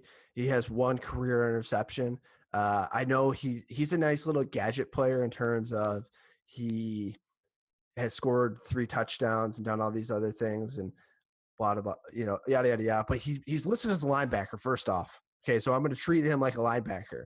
And he has 66 total tackles from the linebacking position right now. just to give you some context in that, Luke Kuechly, his final year, I'm talking total tackles. Luke Kuechly, his final year, had 191 total tackles and wasn't even a finalist for the Heisman Trophy. Absurd, isn't it? Okay, and somehow this kid, people are talking about him like he's a god. Okay, he's average at a bunch of different positions. He's not excellent or above average in any other position. There's no reason why you should take him in the top 10 of the NFL draft. Whoever does that, probably the Browns will do that, and you'll be out of the league in 2 years. He reminds me of the guy from Washington, the Sua Craves kid. Do you know who I'm talking about?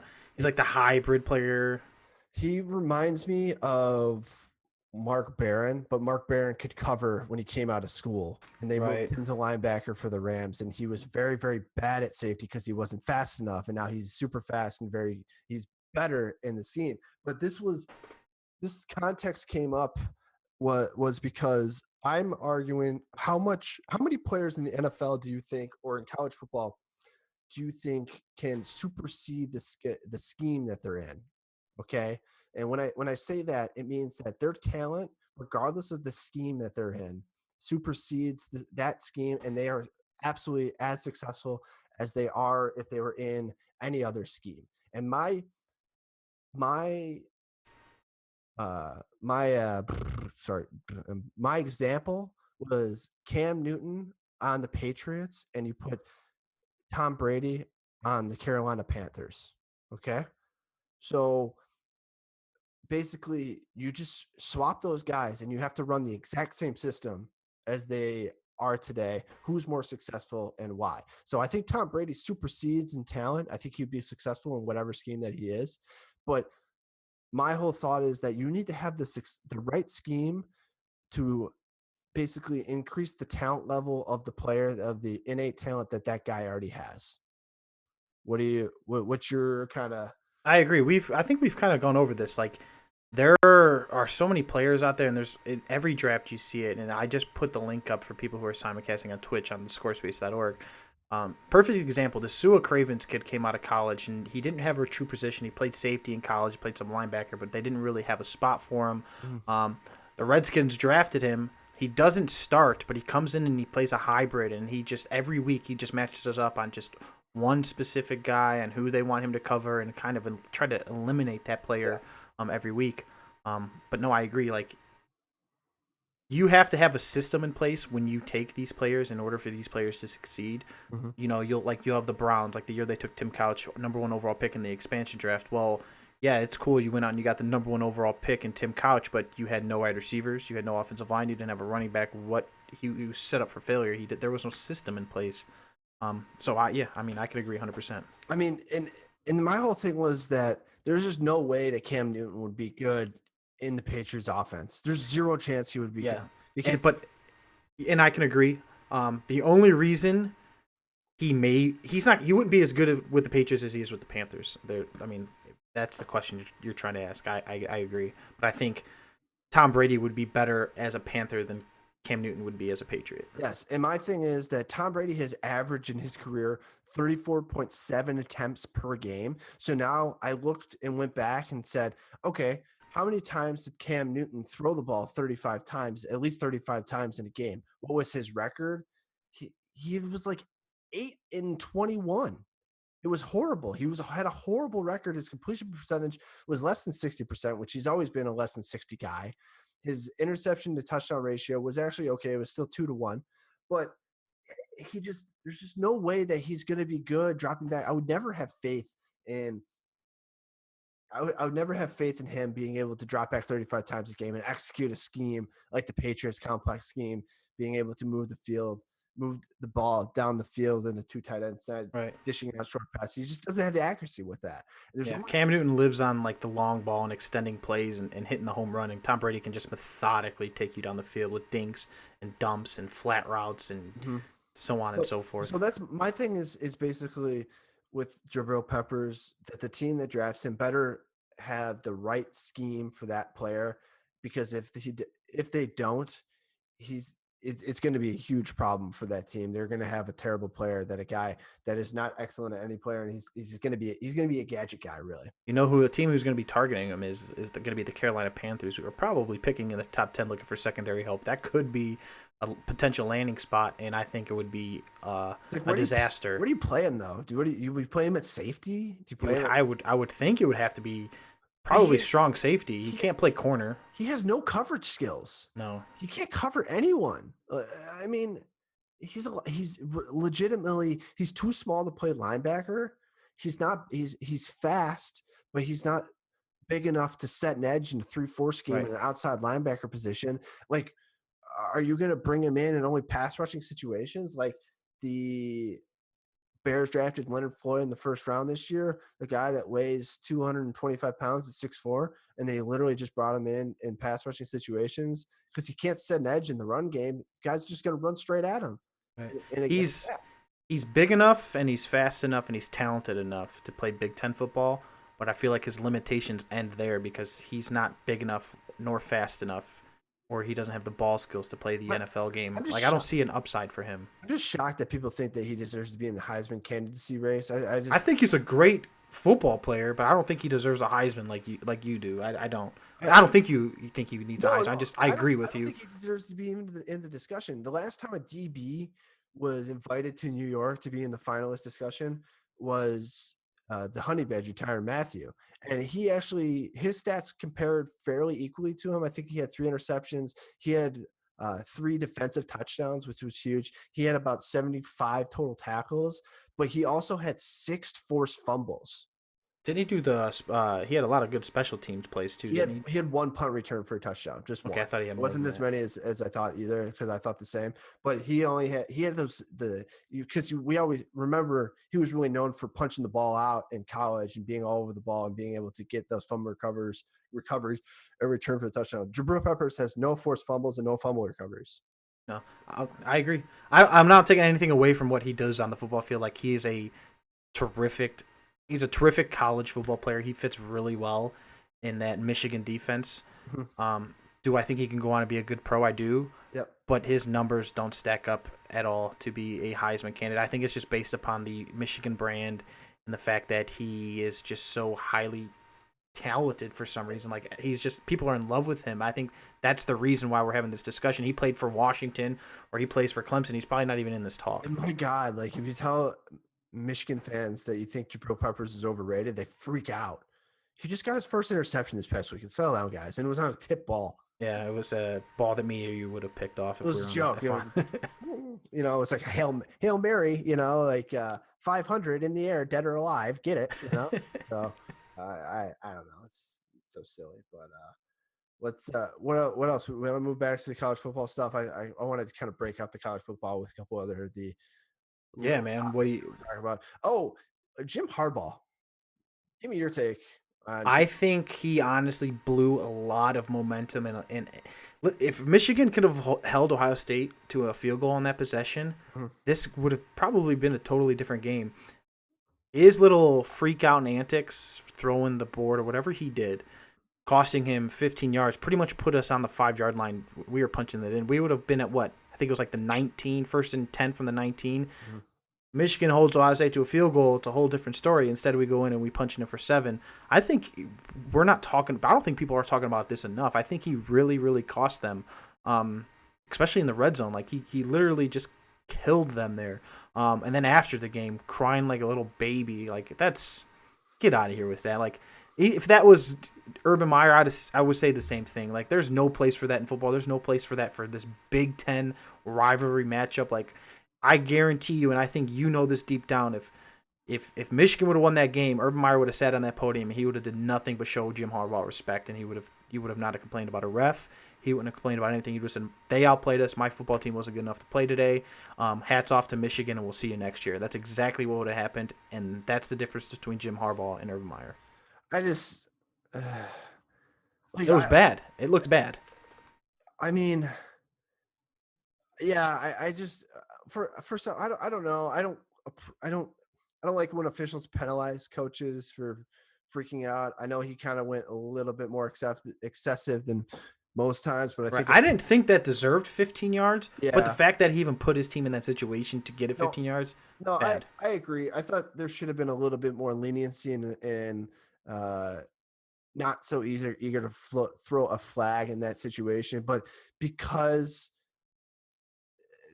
because of the fact that uh it it was like getting a technical in basketball. It was really up to the referee's discretion. It's just we never really see it, and it being such under a being under a microcosm because of how big the game was.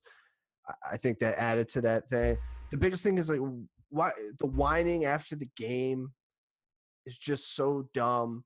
The the whining by the fans is ridiculous.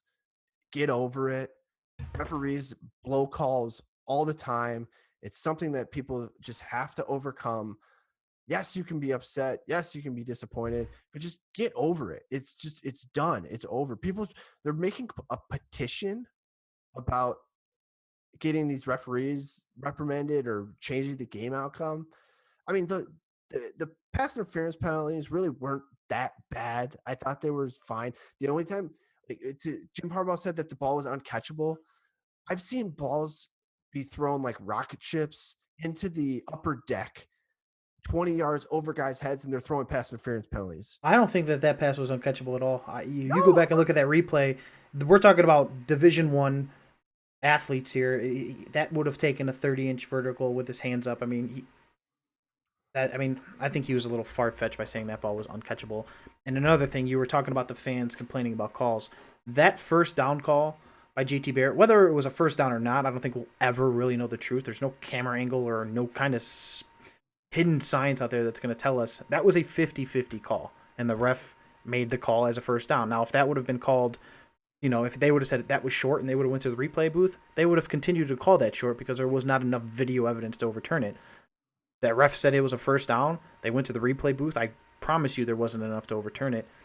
So they didn't. It was a 50-50 call. The ref made the call that it was a first down. So be it. That At, didn't lose you the game. at first glance, I thought it shouldn't have been called a first down.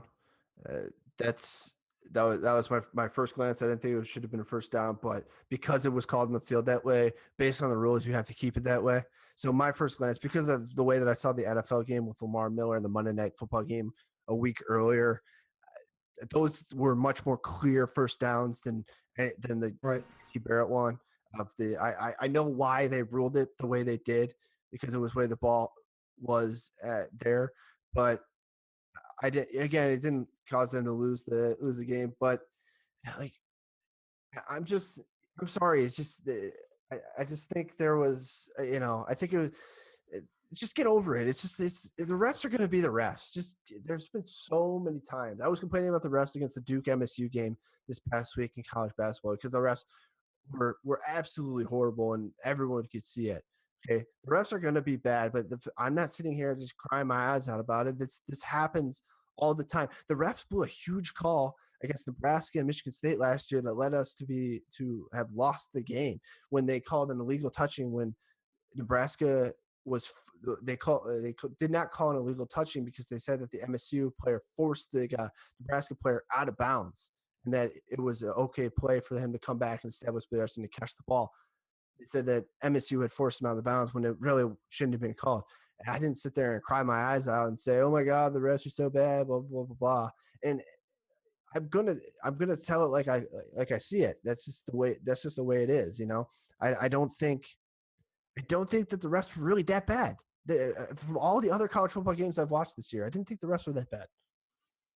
I People agree. people say we're biased, whatever. Fine, you can go ahead and give us a call. You see the number there. We'll give out the number. It's 646-558-8656 with 605-977-832. Call in. Tell me that we're being biased, but I honestly don't see how we're being biased at all because I think a majority of people would say that the refereeing really didn't contribute at the end of the game to who won and lost that game. Just still the fact is um, that Jones ran in that 15-yard touchdown. There's no calls on that one, right? Right. And the two turnovers by the Michigan quarterback, the bonehead interceptions. It was just like, what were you thinking? Could be a little bit of a product of him not playing the week prior, coming off of his injury. Who knows? But I mean, Was the referees called suspect? Yeah, they were. I mean, I can sit here and make a bunch of arguments about calls that Ohio State weren't getting or that Ohio State didn't get. Regardless of the fact, that game went into double overtime. I mean, that one first down call didn't 100% blow you the game. I mean, Michigan had their chances, and Ohio State gave Michigan every chance in the world to win that game with 2 missed field goals in the fourth quarter, gimmies. So that goes a long way. But I see Omar V says there was definitely enough evidence for a first down on that replay. I just don't understand how you could say that. There was, I did not see one clear enough evidence to keep the first down, or enough evidence to overturn the fact that it was called a first down. I believe to say overturned the way I'm reading it. How? Oh no, I'm sorry. He says there was definitely enough evidence for a first down, stating that he thinks that there was 4 first down. Now I'm going to make the argument that I still don't think that there was enough evidence to call it a first down.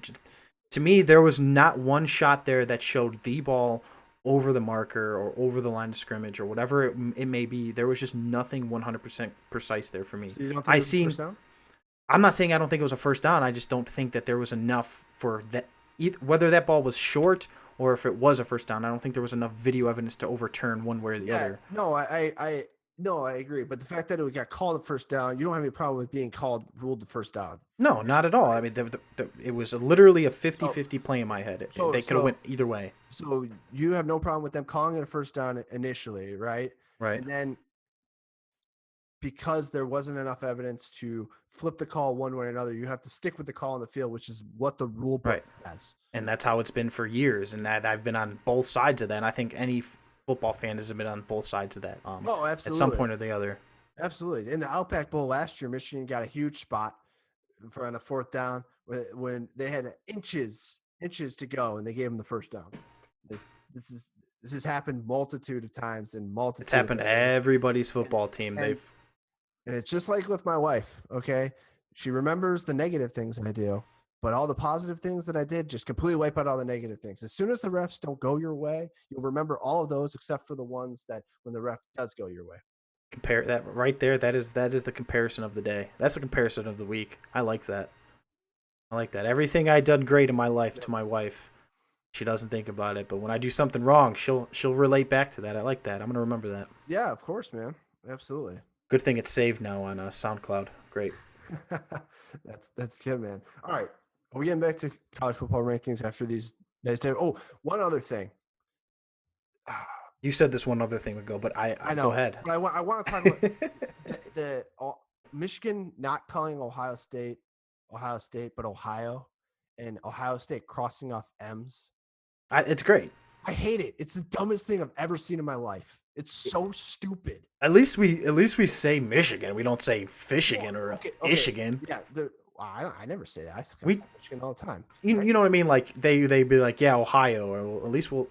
I don't know. I don't have a huge problem with it. Is it kind of annoying at some points when you're on Twitter and stuff? Yeah. Why? Like, you guys have such a good rivalry. It's huge. It's one of the best rivalries in the entire country.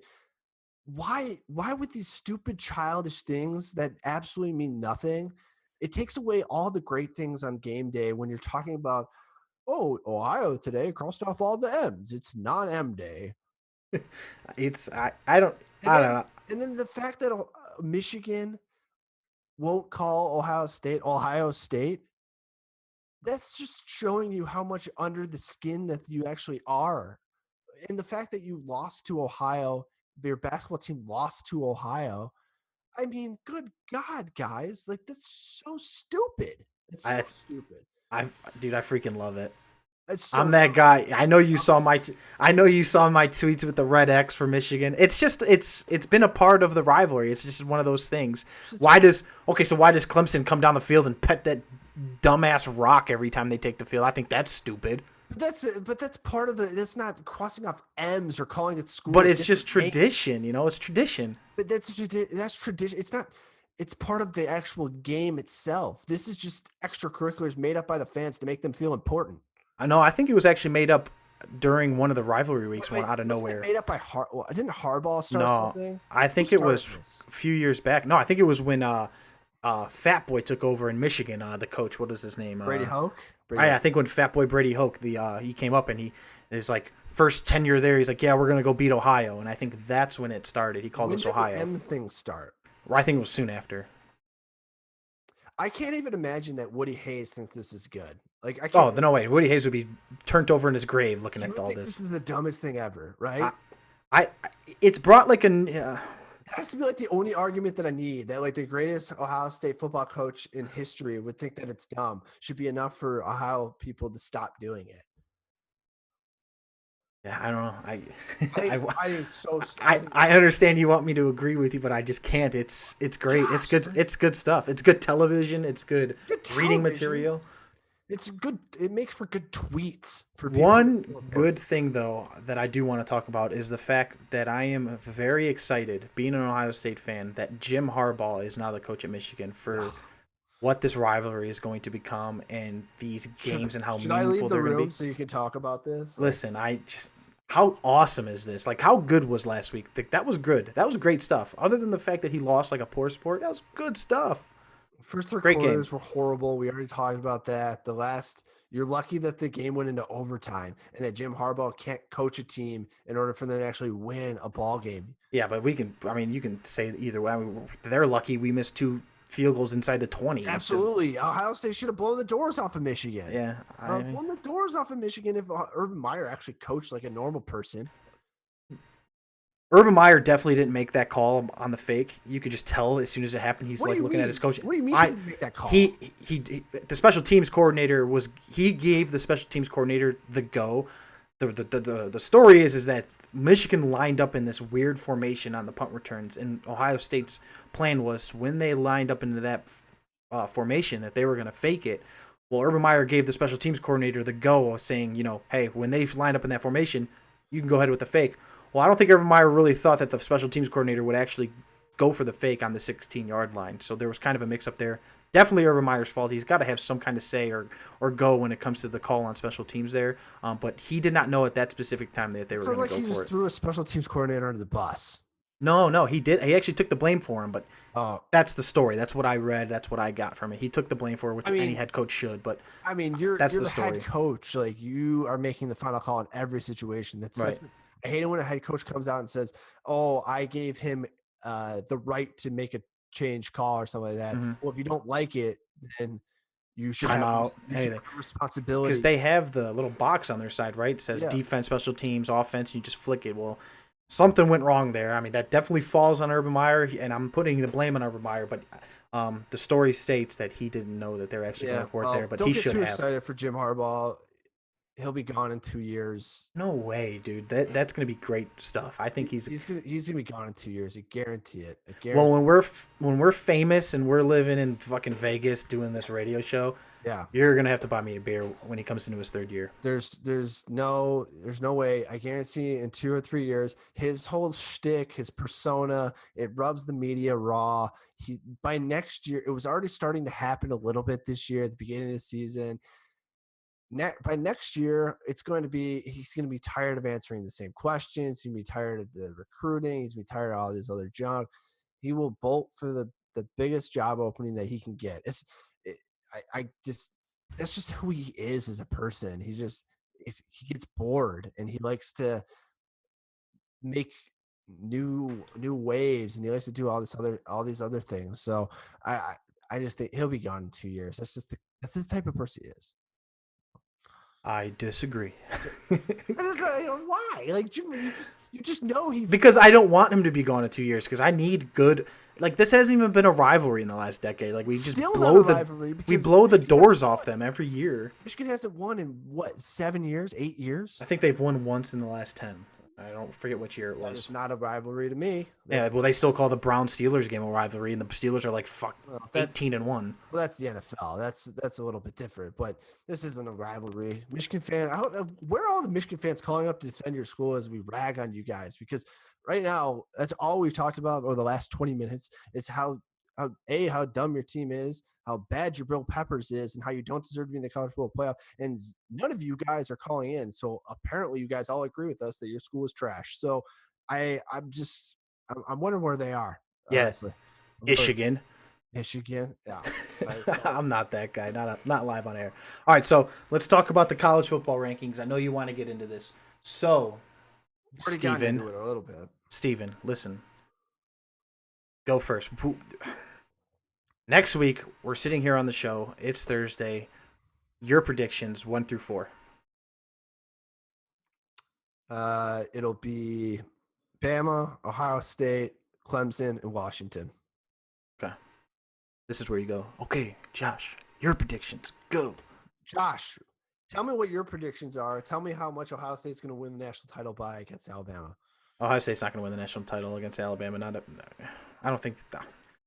Okay, first of all, you shouldn't have thrown that rock at me right Sorry. there. Do your rankings first, okay? Alabama's number 1. I'm going to say Ohio State 2, Washington 3, Michigan or Penn State 4. You think Penn State 4. I'll say Penn State. Clemson. I want them to lose. What's the scenario that happens? Clemson loses. That's your thing. You think Clemson loses? Yeah, just because I hate them. Oh, I hate them more than Michigan. No, you don't. I do. No, I really do. Like this year, I do. This year you do. Okay. All they do is turn the ball over and they find ways to beat subpar teams. Sweet, cool. Let's go beat the 24th ranked Hokies. Like that means nothing to me. I mean, we just talked. I mean, they have a couple of top 25 wins. It's really not as bad as we've been making out to be. They have Louisville, who's okay. That looked good at the time, but that looks just as good as the Ohio. I mean, did you know that Louisville didn't drop at all in the rankings this week? How? I just want to let you know they didn't. That's because you and I sit here and talk about it all the time. I think these AP polls are so trash as it is. That's like Ohio's. It's just like Michigan State being pre-ranked top 10. Like those teams who beat Michigan State early on in the year, like it looks so good for them then, but it doesn't look so good for them now. I think that's the same thing goes for the Clemson win against Louisville. I mean, it looked good for them then, but how good? I mean, yes, I still think that they're an above-average team. Like they're probably a top 25 team, Louisville, but they're not anywhere in that elite upper echelon college football Power 5 conference team. But Louisville, they had one guy, and that guy played a little bit worse in the last 3 weeks of the season. Mm-hmm. No, I think I said this 2 weeks ago when you had Louisville in your top 4, and I was like, no, I don't want to see them in the top 4 at all because they aren't even close to. Yeah, I wanted to see them in the top 4 just because I wanted to see Lamar Jackson play in the college football playoff. Yeah. But he proved to not be everything he was, sought out. Like their team's bad. Their team's not good. Yeah, and I think Power 5 football kind of caught up to him. Like he wasn't able to just run around there like a maniac and play Johnny Manziel football. He had a phenomenal game this past weekend. He was not the reason they lost to Kentucky.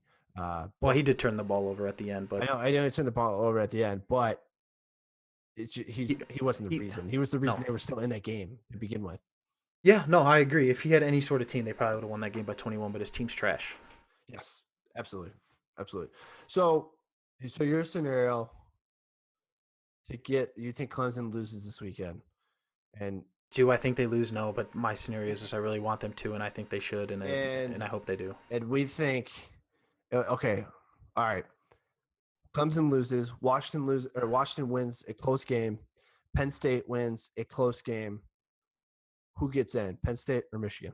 Penn State. They win their conference championship game. They beat Ohio State. They deserve it. I don't think that's going to happen. I think Michigan will be in. If that you think Michigan and over Penn State? Don't you think that's? And I know I'm sitting here and I'm almost like singing both sides of the bus here. I'm like, well, what? Conference championships don't mean anything because Ohio State's the god. Ohio State should get in because they're Ohio State. But I just think Michigan losing their last game of the year, that was almost like their conference championship playing the Ohio State Buckeyes. They lost it. They blew it there. To me, it swings back to who is the committee going to want to see in the college football playoffs? Who do they think they can make the most money with? Who do they think they can get in and have a bunch of people buy tickets for? And that will be Michigan, not Penn State. If Michigan gets in, though, how does the committee weasel their way into making them the number 3 ranked team so they can see Ohio State, Michigan one more time? They have to, right? They can't not make Michigan number 3. Why? There's just so much money on the line for them not to make Michigan number 3. Like that is just a foregone conclusion. If Michigan State makes it, they have to match up with Ohio State in the first one. I honestly think that has to happen.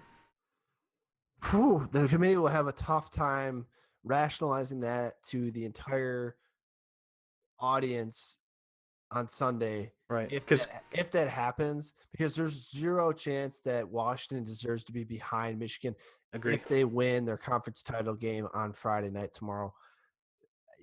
Wow, Don't you agree though? Like that has to be the matchup. yeah, no, I do agree because people would want to see that as a semifinal game. Uh, it's hard for me because I know that the committee doesn't want to see a 1-4 game like they saw last year with Michigan State when we are absolutely blasted by Alabama. And granted, anyone was going to get blasted at a 4 spot regardless, but they don't want to see that again. And I'd hate this. I don't want to say that like Washington has no chance because they have a sliver of a chance to play against Alabama, but I still think it would be probably a 14-point win. But I also think that the committee could rationalize the fact that they want to see a Michigan and Alabama game 1-4 and see. I think Michigan and Alabama would be much closer than Washington and Michigan, but for some reason I think Washington would beat Michigan. Does that make sense? I agree. I also agree because yeah, I agree on that. That's Just because the style of plays.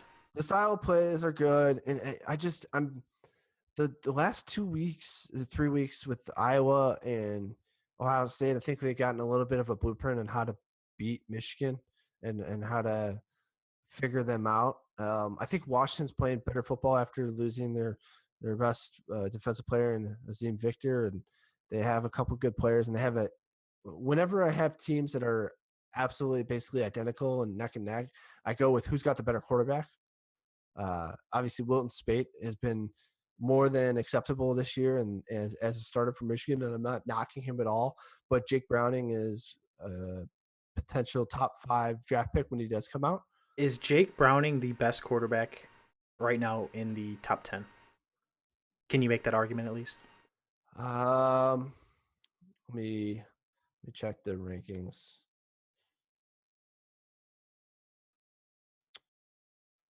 Or we could even go Yes, off and say yes, people who are, college football eligible.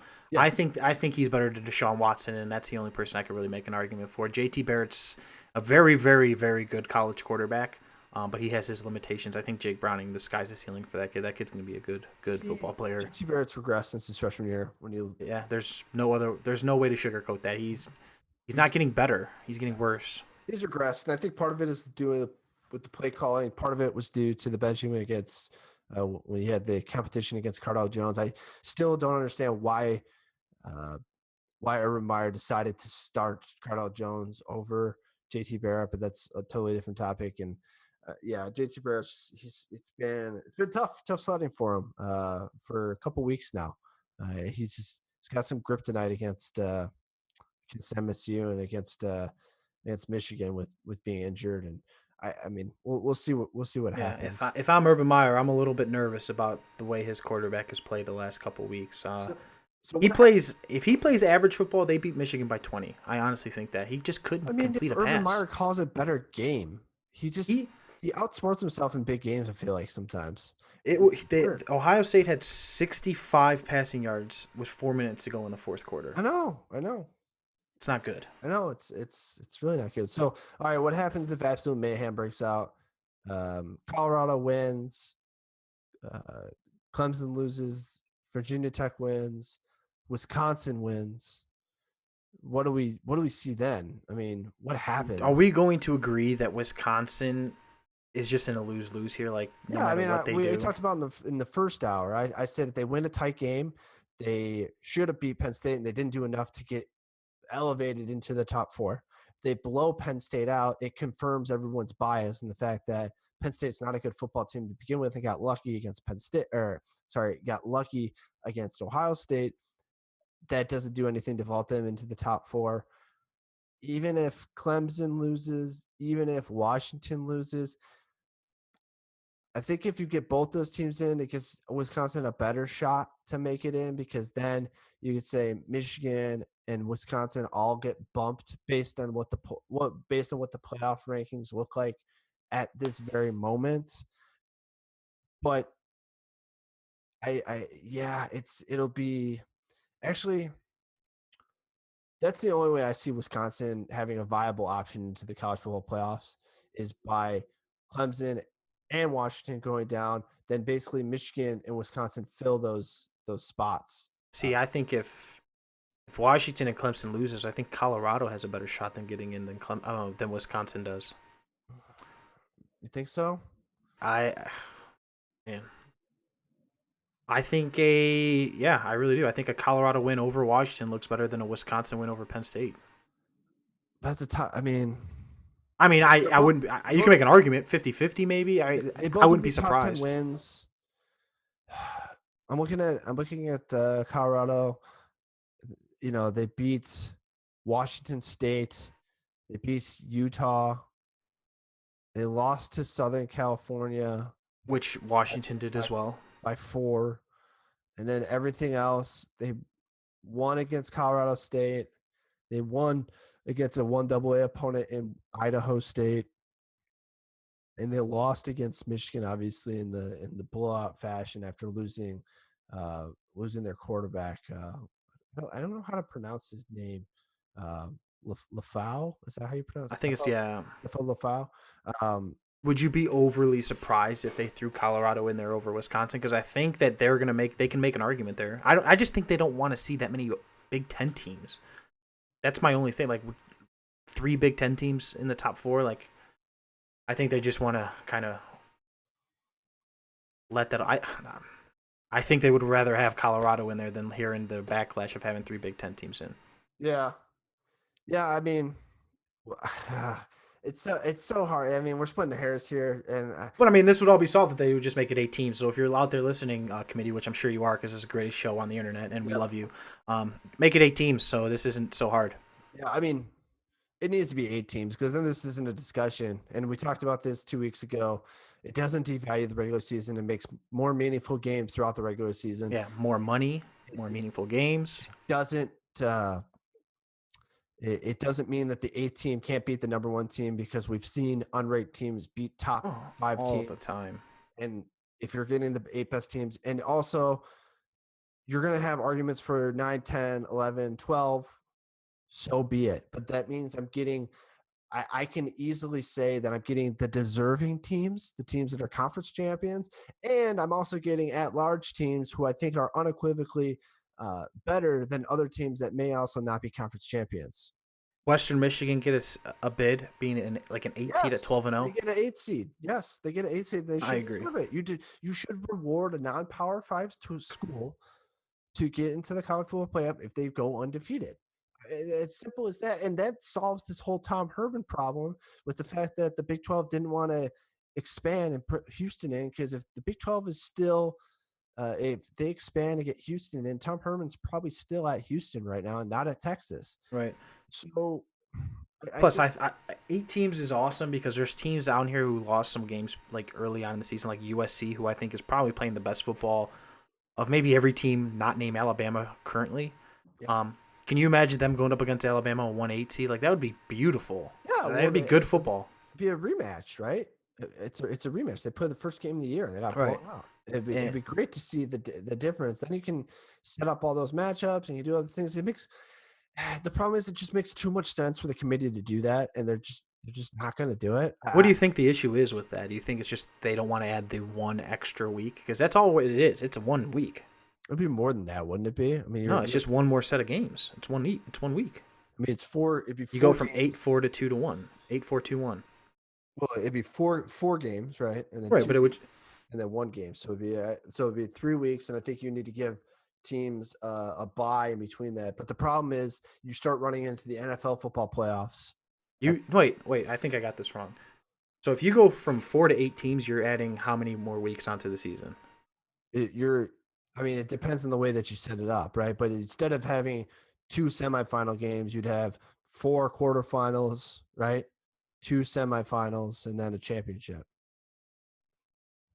Okay, I think maybe I have it wrong. I think you would have 8 teams, 4 games 1 week, and then 2 games the next, and then 8, 4, 2, and 1. Yeah. Right now it's 4, 2, and 1, so it's just 1 week. Yeah, I mean it is adding another week, but I think they probably want to put a bye in between. Between the semifinals and the championships. I think they can make it easy though, and just instead of playing on a Saturday, give them 4 more days off and play the games on like a Thursday and go from like a Thursday to a Saturday. the following week after that. You know what I That'd mean? be fine. But like I said, you start to back up into the NFL playoffs, which the NFL wants the further college football goes into January, the worse it is for the NFL. The more they're going to push back on that sort of thing, and we know that no one wants to slap the hand that feeds them in terms of the NFL. Right.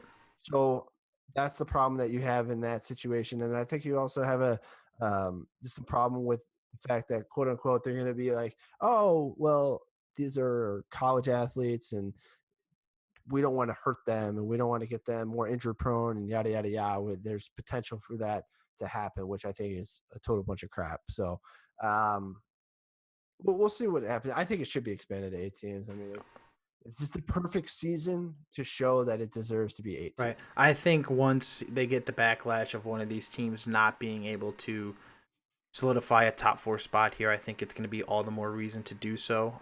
What's But going to bold, happen? It's going to happen on Sunday. It's going to happen on Sunday. right? It might. It might. Bold predicts any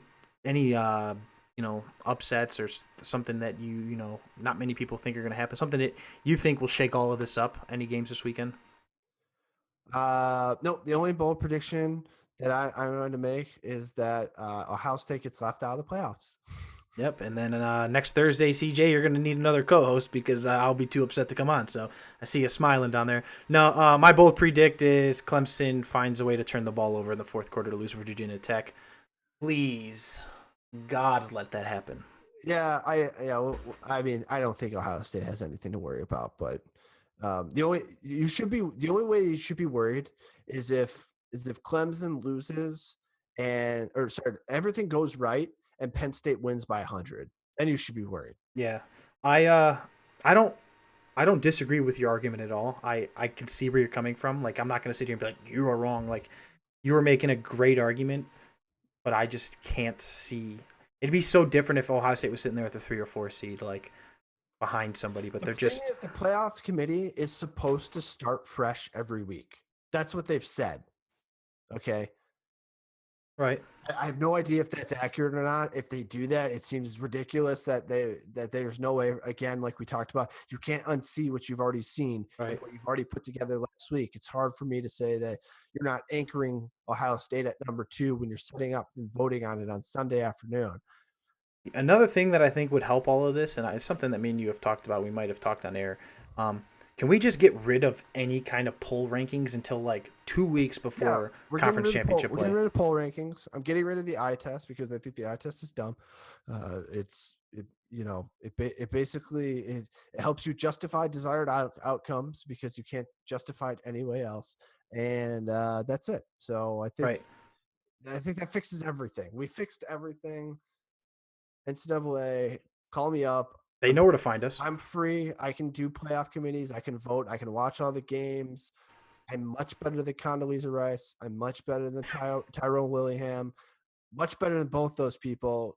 Get at me. I'm totally free and available. So just let me know when you want me to actually fix your issues because I'll make you boatloads of money. We won't have to pay the student athletes dimes. We'll make lots of it. Okay. That should be the selling point, right? It's all about the Benjamins, man. It's all about the Benjamins with that. But honestly, I think it's just go to 8 teams, make everyone happy, and I think that'll be the right way to go about this situation. And I just hope we have good football this weekend. I hope there's no blowouts one way or another. Really, I just want to see good football games because, like we talked about at the beginning, this is absolutely college football's weekend. The college football champions. This is championship week. There's nothing else like it. No, and it starts tomorrow, which is amazing. Like there is a very, very good football game on tomorrow night, and if you're listening, for all you Please people listening, watch it. please do yourself a favor and watch this Washington football team, because I can make an argument that they are just as good as Clemson or Ohio State, if not better, and I wouldn't be surprised if we're sitting here after the college football championship game and they're like the Washington Huskies are college football champions. I wouldn't be 100% shocked. Yep. No, I agree. I agree. So They're we that quality of a team. want to wrap this up. Obviously, we thank everybody. Appreciate all the time. Scorespace, thank you so much for letting us do this. Everyone on mobile, appreciate you listening. Everyone on Twitch simulcast, thank you so much. Hit me up on Twitter at MSU @_fanatic88. And JV, yours is JV Gaming with a 2V or 2Gs. Yeah, 2 Gs because someone out there, had Uh, the regular default. I'm about to rebrand too, I think. I think I'm going to go to like Steven at the Real Take and really make this, official, really make this my thing. What do you think Ooh, about that? Maybe I like it. Or the real Steven Dotsy. Oh, wow. Yeah. Yeah, You that's like that? you screwed up my name again, but we'll forgive and forget till next week. Enjoy ourselves. And thank, thank you so much. Appreciate it, JV. Just remember that takes are a dish best served real. JV, take us out. Yes, real quick, I just want to give a shout out to all the men and women in uniform, police officers, firefighters, the real heroes out there. Thank you guys for joining us, and see you guys next week. Signing off.